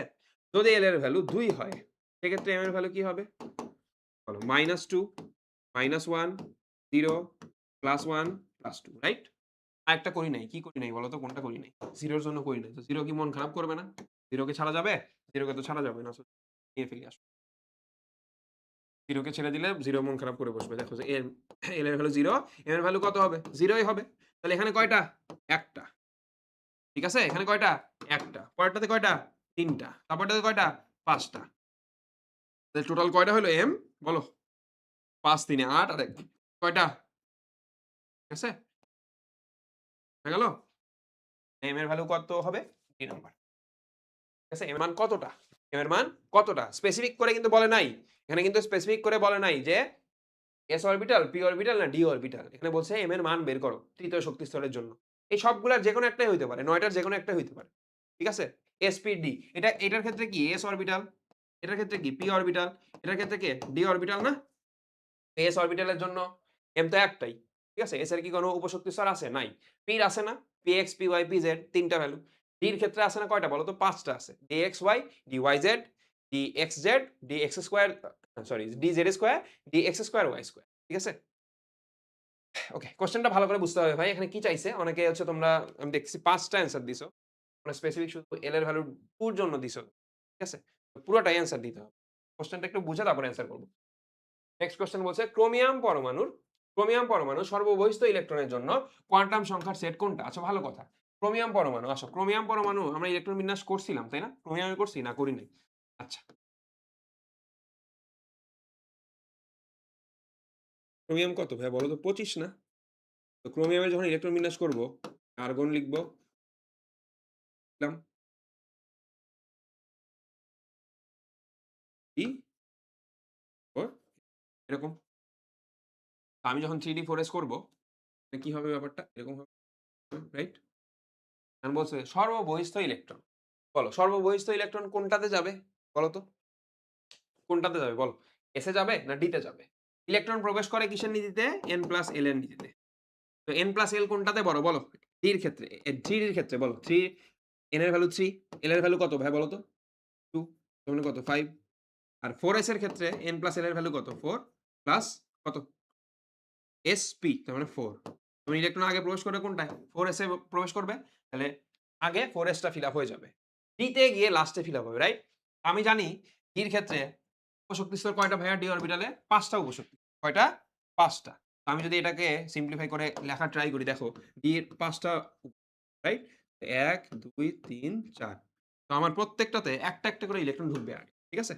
১ টা, ২ টা, ৩ টা, ৪ টা, ৫ টা। ৫ টা ইলেকট্রন ঢুকে গেছে। আমি কিন্তু চাইলে এখানে ২ টা, ২ টা, ২ টা করে একটা দিতে পারব না। একটা, একটা করে ঢুকবে। তাহলে বলো ক্রোমিয়ামের ক্ষেত্রে n এর ভ্যালু কত ভাই বলো তো? 3। তো দেখি n এর ভ্যালু 3 কোথায়, কোথায় আছে? এই ২ টার মধ্যে আছে। তো এটা বাদ, এটা বাদ। ঠিক আছে? এখন এই ২ টার মধ্যে আবার দেখি n এর ভ্যালু 3 হইলে l এর ভ্যালু 0, 1, 2 যেকোনো একটা হইতে পারে।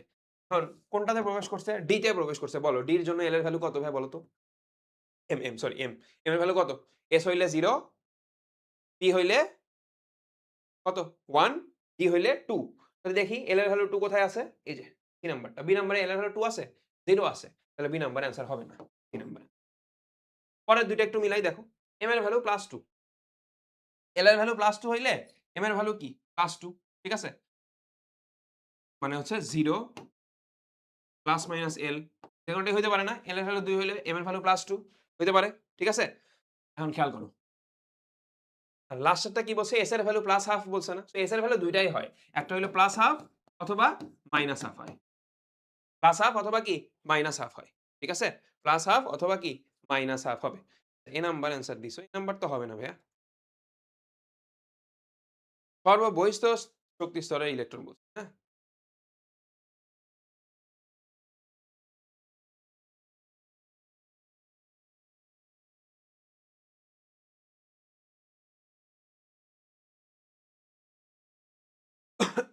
আচ্ছা এখানে একটা জিনিস করে ফেলছি। একটা ভুল করছি। বলি। আচ্ছা দেখো, খেয়াল করো এখানে সর্ববহিঃস্থ ইলেকট্রন বলছে না? এখানে আসলে 4s এর ইলেকট্রনটা। 4s, 4s 3d এরকম। দেখো খেয়াল করো। এখানে অ্যান্সার বি নাম্বারটা হবে। কেন বি নাম্বারটা হবে? কারণ সর্ববহিঃস্থ ইলেকট্রনটা এই s এ প্রবেশ করে। একজন ২৪ বলছো, ২৪ হবে না। ঠিক আছে? আচ্ছা। ওকে, ওকে আচ্ছা। ক্রোমিয়াম আচ্ছা ঠিক আছে। এটার কথা বলছো। ক্রোমিয়ামের পারমাণবিক সংখ্যা। আচ্ছা ঠিক আছে। আমি ক্রোমিয়ামের পারমাণবিক সংখ্যাটাই ভুল লিখছি। ক্রোমিয়াম ২৪ হবে ২৪। আর্গন নাম এরপরে 4s 3d এরকম করে লিখতে চাই। s এর ক্ষেত্রে বসবে ২ টা, d তে বসবে কয়টা? ৪ টা। ঠিক আছে? আচ্ছা এখন দেখো n এর ভ্যালু 3 হবে। নাকি 4 হবে? কোনটা হবে বলো? n এর ভ্যালু 4 হবে 4। তাহলে n এর ভ্যালু 4 হবে না সর্ববহিঃস্থ স্তরের ক্ষেত্রে? n এর ভ্যালু কি 3 হবে? n এর ভ্যালু কিন্তু 4 হবে 4। সর্ববহিঃস্থ ইলেকট্রন বলতে। তাহলে n এর ভ্যালু 4 দেই ২ টা, সেই ২ টা হবে অ্যান্সার। মানে সেই ২ টার যেকোনো একটা হবে। এখন দেখো n এর ভ্যালু 4, l এর ভ্যালু 0 থেকে 3 পর্যন্ত যেকোনো একটা হইতে পারে। s এর ক্ষেত্রে কত হবে? 0 হবে l এর ভ্যালু। l এর ভ্যালু 2 কি হবে? হবে না। d নাম্বারটা বাদ। a নাম্বারটা অ্যান্সার হবে। আমি ক্রোমিয়ামের পারমাণবিক সংখ্যাটা ভুল লিখছিলাম দেখে একটু ভুল হয়ে গেছিল। ঠিক আছে? ওকে।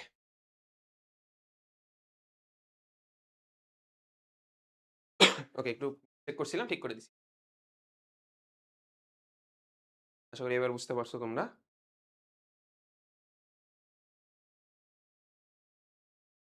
কমেন্ট করছো? কমেন্ট একটু একদিন ঠিক আছে। একদিন আছে। আচ্ছা ওইটা হচ্ছে বট মেসেজ দিচ্ছে তো। সো বটের মেসেজটা তোমরা চাইলে ইগনোর করতে পারো, হ্যাঁ? বট ওইটা অটোমেটিক মেসেজ আরকি। ঠিক আছে, আমরা নেক্সট কোয়েশ্চেন এর দিকে যাই। উচ্চ শক্তির অরবিটাল নিচের কোনটি? আচ্ছা উচ্চ শক্তির অরবিটাল মনে রাখবা n প্লাস l এর নীতি দিয়ে। কি দিয়ে? n plus l plus l এর n প্লাস l এর ভ্যালু বের করি আমি সবগুলোর জন্য। দেখো 3D এর ক্ষেত্রে n প্লাস l এর ভ্যালু কত হবে? 3 প্লাস d এর ক্ষেত্রে l এর ভ্যালু কত? বলো। s 0, p 1, d কত? 2। তার মানে এটা 5। ঠিক আছে? 5 হইল। এর পরেরটার ক্ষেত্রে 4f 4 এর জন্য 4, f এর ক্ষেত্রে কত? 3। এটা কত? 7। পরেরটা 5p এর ক্ষেত্রে 5 প্লাস 1 ইকুয়ালস টু 6। আর পরেরটা 6s এর ক্ষেত্রে 6 প্লাস 0 ইকুয়ালস টু তাহলে সবথেকে বেশি কোনটা হইলো বলো তো? 7। 7 কোনটা? 4f। এটার অ্যান্সার কোনটা হবে? বি নাম্বারটা। ঠিক আছে? এটার অ্যান্সার কোনটা হবে? বি নাম্বারটা। বুঝতে পারছি? ভাইয়া কথা কেটে আসে। আচ্ছা কেটে আসার তো কথা না। তোমার হয়তোবা ওখানে একটু নেট প্রবলেম। আ ঠিক হয়ে যাবে। হয়ে যাবে। আচ্ছা। তো আমরা নেক্সট কোয়েশ্চেন এর দিকে যাব। নেক্সট কোয়েশ্চেন এ বলছে কপারের ২৯ তম ইলেকট্রনটি কোন অরবিটালে প্রবেশ করে? কপারের ২৯ তম ইলেকট্রন। কপারের ইলেকট্রন বিন্যাস কিন্তু আমরা অলরেডি দেখে ফেলছি, তাই না? কপার। কপার কত ভাইয়া? 29 তাই না? 29 এর ক্ষেত্রে যেটা হয় আর্গন হয় 4s 3D 4s 3D 3D 10 হয়, এটা হয় 1 ঠিক আছে? 3D 10 হয়, এটা হয় 1 তাহলে 29 তম ইলেকট্রন বলছে 29 তো এটা দেখেই বুঝতেছো ভাইয়া কততম ইলেকট্রন? 30 তম ইলেকট্রন সরি 30 তম বলছি 29 তম ইলেকট্রন। তো এটা কোথায় প্রবেশ করলো? সর্বশেষ ইলেকট্রনটা না ভাইয়া বলো তো এটা? 4s থেকে বের হয়েছিল না তখন? তাহলে 4s এর থেকে বের হইলে তাহলে s হবে হচ্ছে আমার সর্ববহিস্থ ইলেকট্রন। তাহলে কোনটা হবে এখানে অ্যান্সার? 4s হবে। ঠিক আছে? 4s ভুল বলছি না? বলো। 4s হবে? 4s এ আগে ইলেকট্রন প্রবেশ করছে। তাহলে সর্বশেষ ইলেকট্রন 29 তম ইলেকট্রনটা কোন অরবিটালে প্রবেশ করে? কোনটা হবে? 3d হবে 3d ঠিক আছে? 3d 3d 4s বুঝতে পারছো? 3d 4s তো এটা হবে হচ্ছে 3d 3d তে প্রবেশ করবে। ঠিক আছে? বি নাম্বার হবে না অ্যান্সার। সি নাম্বারটা হবে। রাইট? AX2 এটা একটা যৌগ। এই যৌগের ক্ষেত্রে দ্রাব্যতা S হলে কি বলছে? দ্রাব্যতা যদি S হয় তাহলে দ্রাব্যতা গুণফল কত? দ্রাব্যতা গুণফল। দ্রাব্যতা গুণফল বের করতে দিলে আগে যে যৌগটা দিবে ওটাকে আমি ভেঙে দিব। আয়নে ভেঙে দিব। দেখো এটাকে আয়নে ভেঙে দিলে A প্লাস প্লাস X এরকম, এরকম কিছু একটা। বা আমি যদি এখানে বলি আচ্ছা X2 মাইনাস না X মাইনাস আসলে। মানে X মাইনাস কয়টা হবে? ২ টা হবে ২ x মাইনাস কয়টা হবে? ২ টা হবে। এখন দ্রাব্যতা কত বলছে? S বলছে। এটা যদি S দ্রাব্যতা হয়, এটারও S হবে, এটার হবে 2S তুমি এই যে S, 2S এগুলো বের করে ফেলছো না? এখন তুমি দ্রাব্যতা গুণফল। দ্রাব্যতা গুণফল হচ্ছে KSP ঠিক আছে? KSP কিভাবে বের করবা শর্টকাটে? মনে রাখবা প্রত্যেকটা সহগকে আগে নাও। প্রথমটা সহগ 1, পরেরটা সহগ কত? 2 এখন তুমি যেই সহগটা নিছো ওইটার উপরে পাওয়ার সেই ভ্যালুটাই দিবা। 1 এর উপরে পাওয়ার 1 দাও, 2 এর উপরে পাওয়ার 2 দিবা। আর S আছে দ্রাব্যতা, তাহলে S টা আগে লিখবা। এখন S এর উপরে পাওয়ার হিসেবে কাকে দিবা? S এর উপরে পাওয়ার দিবা প্রথম যে ২ টা লিখছো না? 1 আর 2 যে ২ টা সহগ, ওই ২ টা সহগকে যোগ করে দিবা। ঠিক আছে? তাহলে 2 এর উপরে পাওয়ার 2 মানে কত? 4 4 ইনটু 1 মানে 4 4s কিউব। তাহলে এটার অ্যান্সার কোনটা হবে? 4s কিউব হবে। ঠিক আছে? 4s cube. যদি ২ টা আয়নই এরকম হইতো, মনে করো একটা A plus plus B minus. এক্ষেত্রে ২ টাই কি? 1s এটা 1s না? তাহলে এই ক্ষেত্রে KSP হইতো ভাইয়া দেখো খেয়াল করো। 1 এর উপরে পাওয়ার 1 আবার 1 এর উপরে পাওয়ার 1 ইনটু S এর উপরে 1 প্লাস 1 আল্টিমেটলি কি হইতো? S স্কয়ার হইতো না? ঠিক আছে? তাহলে ২ টাই একটা আয়ন হয়। ঠিক আছে?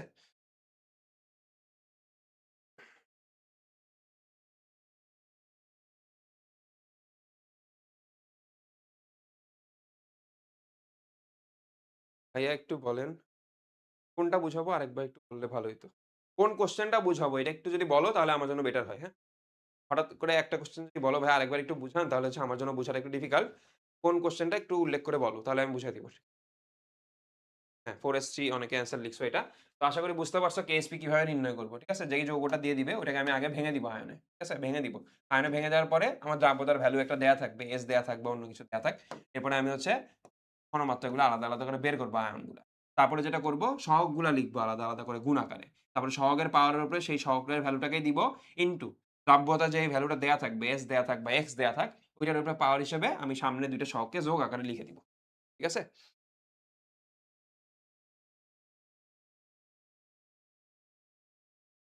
নেক্সট কোয়েশ্চেন ৩৬ নম্বর কোয়েশ্চেন মানব রক্তে কোন বাফার বিদ্যমান? আচ্ছা কোন, হ্যাঁ? দন্তন্য কোন বাফার বিদ্যমান? আচ্ছা মানব রক্তে ৩ ধরনের বাফার আছে। কয় ধরনের বাফার ভাইয়া? ৩ ধরনের।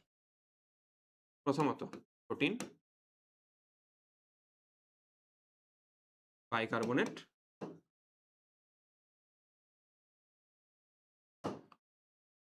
এটা অনেক সময় কোশ্চেন আসে যে মানব রক্তে কয় ধরনের বাফার আছে? অ্যান্সার কোনটা হবে? ৩ ধরনের হবে। কি, কি? প্রোটিন, বাইকার্বনেট আরেকটা হচ্ছে ফসফেট মনে রাখবা। প্রোটিন, বাইকার্বনেট আরেকটা কি? তো দেখি এখানে বাইকার্বনেট যুক্ত কোনো কিছু আছে কিনা? বাইকার্বনেট যুক্ত আছে দেখো ডি নাম্বারটা। ডি নাম্বারটা অ্যান্সার হবে। এটার অ্যান্সার কি হবে? D number. Sodium bicarbonate plus কি? Carbonic acid. Sodium bicarbonate plus carbonic acid. এখন এটা শর্তটা কি? বাফার হইতে হইলে একটা দুর্বল অ্যাসিড থাকতে হবে। বাফার হইতে হইলে একটা দুর্বল অ্যাসিড থাকতে হয়। খেয়াল করে দেখো এই জায়গায় দুর্বল অ্যাসিড আছে তো আরো অনেকগুলো। বাট বাইকার্বনেট কি আছে কোনটাতে? বাইকার্বনেট থাকতে হবে। এটাও হবে না অ্যান্সার। দুর্বল অ্যাসিড আছে যদিও তারপরেও হবে না। এখানে বাইকার্বনেট নাই, এটাও হবে না। এখানেও বাইকার্বনেট নাই। এটা কিভাবে হইল? দেখো একটা দুর্বল অ্যাসিড আছে আর একটা লবণ আছে। ঠিক আছে? ওই অ্যাসিড থেকে কিন্তু আসছে। কার্বনিক অ্যাসিড থেকে কিন্তু আসছে, ঠিক আছে? আচ্ছা। ভাইয়া প্লিজ বলেন এএফএমআই নার্সিং পরীক্ষা কি এগুলো আসবে? আচ্ছা, নার্সিং পরীক্ষায় আসলে তোমার বইয়ের বাইরে থেকে কিছু আসবে না। তুমি বইয়ের কোয়েশ্চেন গুলা পড়ে যাও, বইয়ের টপিক গুলা পড়ে যাও। তোমার শুধু এএফএমআই, আচ্ছা এএফএমআই এর ফুল ফর্মটা আমার জানা নাই আসলে। এএফএমআই নার্সিং হোক বা তোমার এই সামনে যে পরীক্ষাটা হবে BSc nursing, diploma nursing, midwifery in nursing, সবগুলাতে বই থেকেই আসবে। বইয়ের টপিক গুলো পড়ে যাও। বইয়ের টপিক গুলো পড়লে তুমি যেকোনো পরীক্ষাতেই কমন পাবা। বইয়ের টপিক না পড়ে যদি আজগুবি জিনিসপত্র পড়ো আর পরীক্ষার একদিন আগে এসে তো অবশ্যই না। তুমি পড়ো এগুলা, এখন যদি করতে থাকো তাহলে কিন্তু পরীক্ষায় ধরা খেয়ে যাবা। ঠিক আছে? তো এখন তোমার কাজ হইলো যেগুলো পড়াশোনা করছো এতদিন এগুলো রিভিশন দেওয়া। নেক্সট কোয়েশ্চেন বলছে, নিচের উদ্দীপকের আলোকে পরবর্তী প্রশ্নের উত্তর দাও। একটা বিক্রিয়া দিয়ে দিছে। বিক্রিয়াটা দেখতে কিছুটা এরকম। Sulphur die oxide plus oxygen, এরকম একটা উভমুখী তীর চিহ্ন দেওয়া। উভমুখী তীর চিহ্নের উপরে নিচে কি লেখা আছে ওগুলো আমার আপাতত দেখার দরকার নাই। এরকম একটা বিক্রিয়া দেয়া আছে। ঠিক আছে? এরকম একটা বিক্রিয়া দেয়া আছে। দিয়ে বলছে কেপি আর কেসি সম্পর্ক কোনটি ঠিক?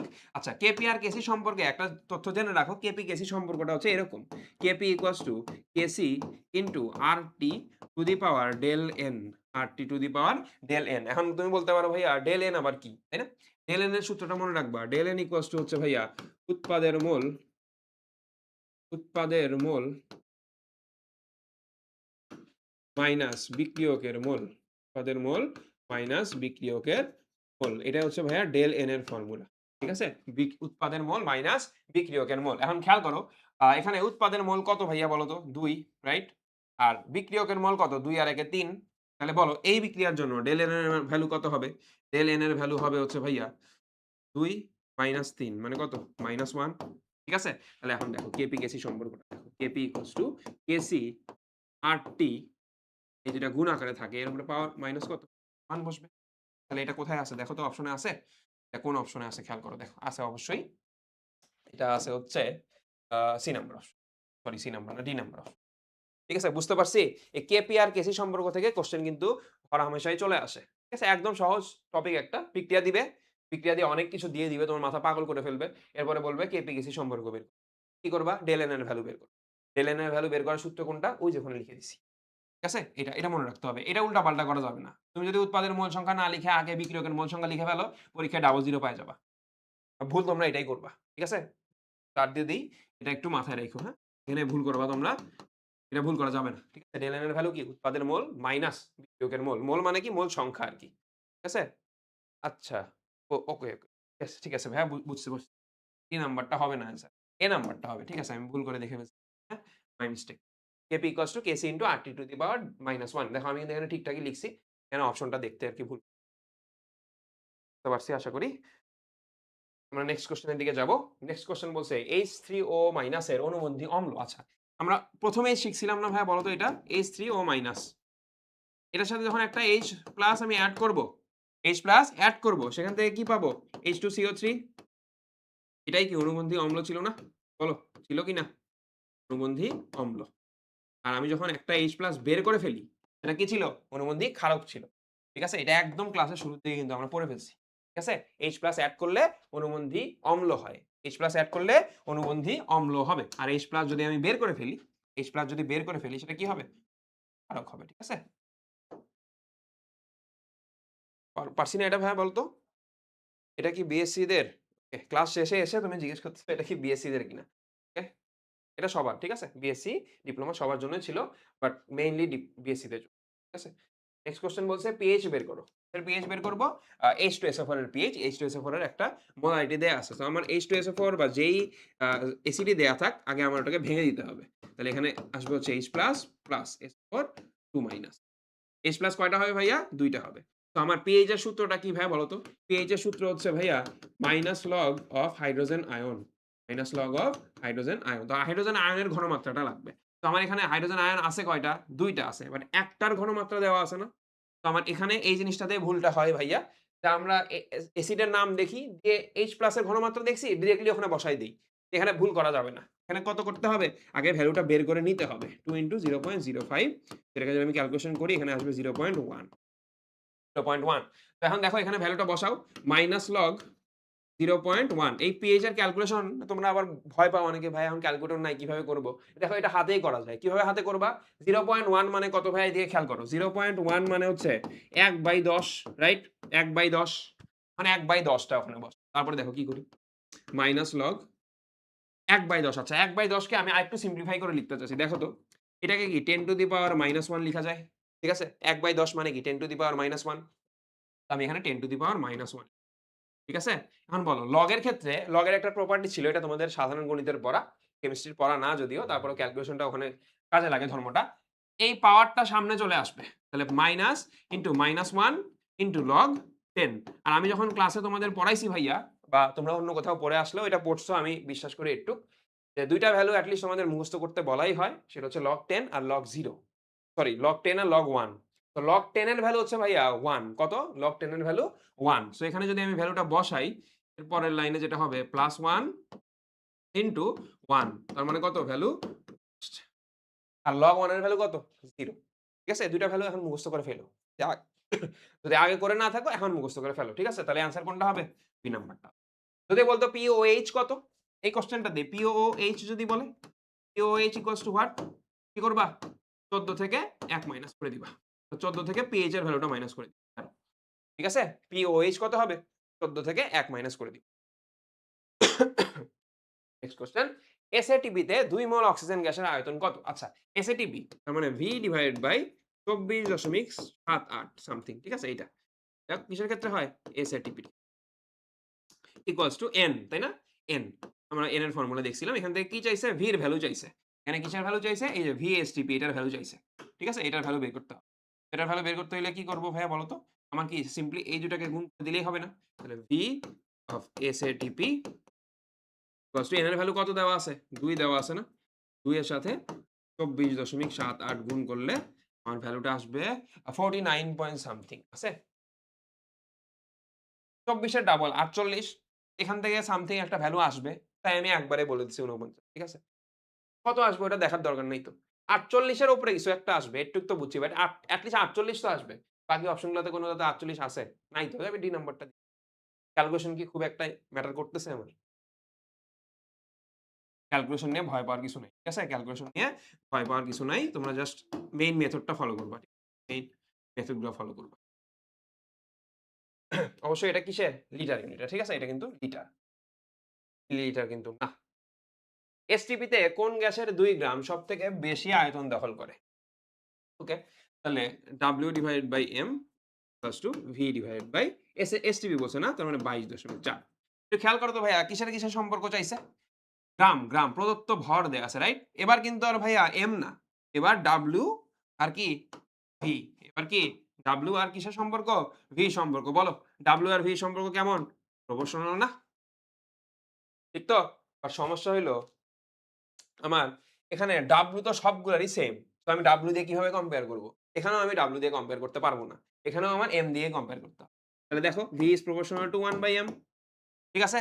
তাহলে M যার আচ্ছা সবথেকে বেশি আয়তন মানে V বেশি হইতে হবে। V বেশি হওয়া শর্ত কি? M কম হওয়া। আসো খেয়াল করো এখানে অক্সিজেনের ক্ষেত্রে M কত? ৩২ ক্লোরিনের ক্ষেত্রে কত? ৩৫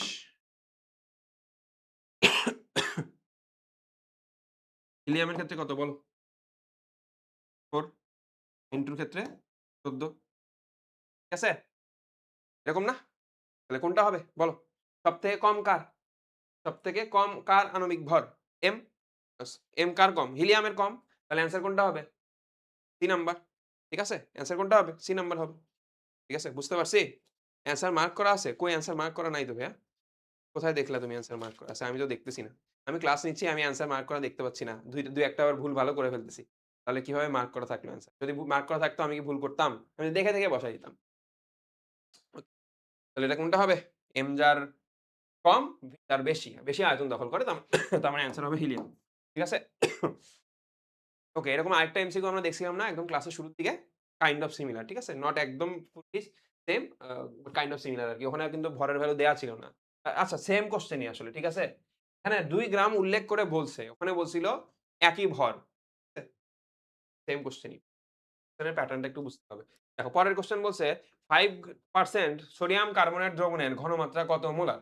পার্সেন্টেজ দ্রবণের ঘনমাত্রা যদি বের করতে বলে তাহলে S equals to 10x divided by m s কি? S হচ্ছে ঘনমাত্রা। ঠিক আছে? S হচ্ছে ঘনমাত্রা। X কি? X হচ্ছে পার্সেন্টেজ। X হচ্ছে পার্সেন্টেজ। M কি? এম নিয়ে আশা করি আর বলার দরকার নাই। এম হচ্ছে আণবিক ভর। অনেকবার বলা হইছে। 10 into 5 divided by sodium carbonate. এটার এম কত হবে? সোডিয়াম কত ভাইয়া? 23। 23 গুণন 2 প্লাস কার্বন কত ভাইয়া? 12 প্লাস অক্সিজেন কত? 16 ইনটু 3। তার মানে আল্টিমেটলি এটা যদি যোগফল করি, যোগফল করলে এটার ভ্যালুটা আসবে 46 প্লাস 12 58 প্লাস 48 106 106 গ্রাম। তো 106 গ্রাম এখানে আসলো। তাহলে আমি যদি ভ্যালুটা বসাই এখানে 106 গ্রাম।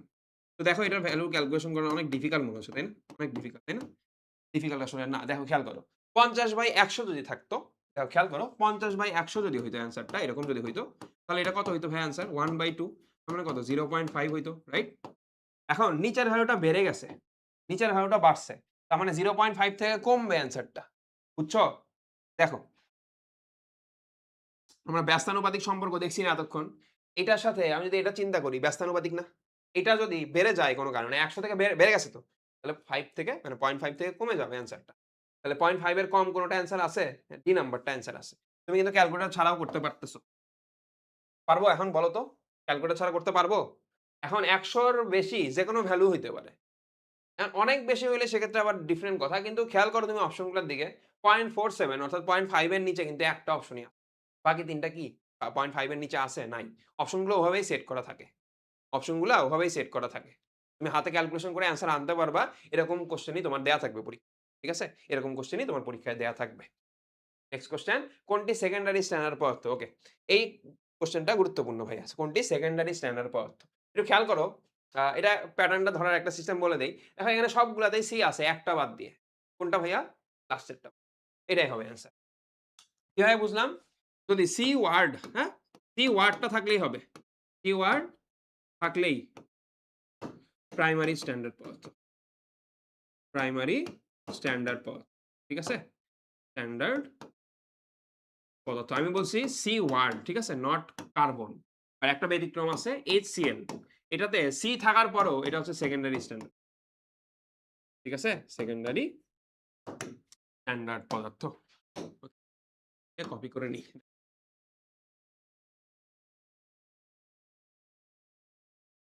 বোঝা গেল?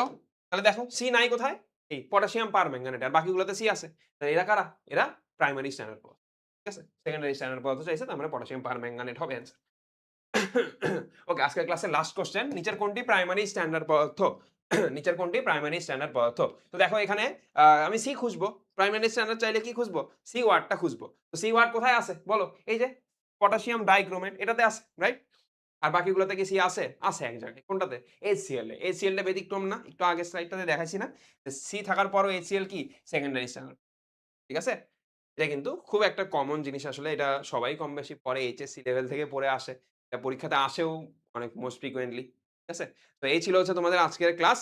তোমরা শেষ পর্যন্ত আমি দেখতে পাচ্ছি ৮০-৮১ জন লাইভ ক্লাস করতেছিলা। তো সবাইকে অনেক ধন্যবাদ। তোমাদের কিন্তু অ্যাডমিশন জার্নি আজকেই শেষ হইল মোস্ট প্রবাবলি। কারণ কালকের দিনটাই শুধু তোমাদের হাতে আছে। পরশুদিন তো তোমাদের পরীক্ষা। সবাই পরীক্ষায় ভালো করে প্রিপারেশন নিয়ে যাবা। এখন প্রিপারেশনটা নিবা কিভাবে? আর ভাই ১ দিন সময় আছে। আমি কালকে রাতে বা আজকে রাত তো শেষ হয়ে গেছে প্রায়। একটু পরে সেহরি খাওয়ার সময় হয়ে যাবে। তো তোমরা যেটা করতে পারো, তোমাদের জন্য কিছু পরামর্শ আমি দিয়ে দেই। এগুলো কাজে লাগাইতে পারো। তো এখন নতুন করে আর কিছু পড়ার সুযোগ নাই প্রথমত। কারণ ১ দিন আছে। তুমি আর নতুন করে কি পড়বা? নতুন করে পড়লে বরং তোমার যেটা হবে, তুমি এতদিন যেগুলো পড়ছো সব উল্টাপাল্টা করে ফেলবা। প্রথম কথা হইলো, প্রথম সতর্কতা হচ্ছে তুমি নতুন কিছু পড়তে পারবা না। এই হলো তোমার প্রথম সতর্কতা। দ্বিতীয় সতর্কতা হচ্ছে কালকে রাতে বেশি রাত জাগা যাবে না। আমি জানি, আমি বুঝতে পারতেছি যারা মুসলিম ধর্মের স্টুডেন্ট আছো তাদের জন্য একটু ডিফিকাল্ট হবে। যেহেতু রোজার মধ্যে পরীক্ষা পড়ছে, তোমাদের সেহরি খাইতে উঠতে হবে। একটু ট্রাই করো। একদিন একটু কষ্ট করলে সমস্যা নাই তো। এতদিন ধরে ১ বছর ধরে কষ্ট করছো। একদিন একটু না হয় ঘুমে একটু ব্যাঘাত ঘটাইলা। বাট তারপরেও ট্রাই করতে হবে ভাইয়া। সেহরিটা দরকার হয় সেহরিটা একদিন একটু আগে খেয়ে ফেলো। ঠিক আছে? একটু আগে খেয়ে ফেলে সকালে একটু তাড়াতাড়ি উঠে যাও। সকালে তুমি যখন উঠবা সাথে ফজরের নামাজটা পড়ে ফেলো। যেহেতু তুমি আগে খেয়ে ফেললে তোমার তো ফজরের নামাজটা মিস হয়ে যাচ্ছে। তুমি যখন উঠবা ঘুম থেকে ট্রাই করবা তাড়াতাড়ি উঠার। যেহেতু উঠে যাইতে হবে, অনেকের ক্ষেত্রে দেখা গেল যে এক্সাম সেন্টারটা একটু দূরে। তো সেক্ষেত্রে একটু আগে উঠে তারপর হচ্ছে খাওয়া-দাওয়ার তো কোনো ঝামেলা নাই। ভালোই হইছে না একদিক থেকে। তো তুমি জাস্ট নামাজটা পড়ে ফেলবা, নামাজ পড়ে রেডি হয়ে যাবা। প্রিপারেশন নিয়ে ফেলবা। আর আগের রাতে অর্থাৎ কালকে রাতে তুমি সবকিছু যেটা করবা, তোমার সব প্রবেশপত্র, কলম, পেন্সিল যা দরকার স্কেল নিলে স্কেল নিবা। সবকিছু তোমার ব্যাগের মধ্যে ভরে রাখবা। ঠিক আছে? সবকিছু ব্যাগের মধ্যে নিয়ে রেডি করে রাখবা। যেন সকালবেলা তোমার তাড়াহুড়া করে কিছু গুছাইতে না হয়। ঠিক আছে? এই ছিল মোটামুটি তোমাদের জন্য কিছু এ পরামর্শ। আর এতদিন যাবৎ আমাদের সাথে যারা ছিলা সবার জন্য শুভকামনা। যারা ছিলা না আজকের ক্লাসটা নতুন দেখতেছো তাদের জন্য শুভকামনা। আর যারা আমাদের হচ্ছে 111 ক্যাম্পেইন এর কোর্সে হচ্ছে আলাদা করে এনরোল করছিলা, তাদের জন্য শুভকামনা থাকলো। সবাই ভালো করে সুস্থভাবে পরীক্ষাটা দাও। ইনশাআল্লাহ তোমাদের সাথে পরীক্ষার পরে রেজাল্টের সময় দেখা হবে। ঠিক আছে? আসসালামু আলাইকুম সবাইকে। আল্লাহ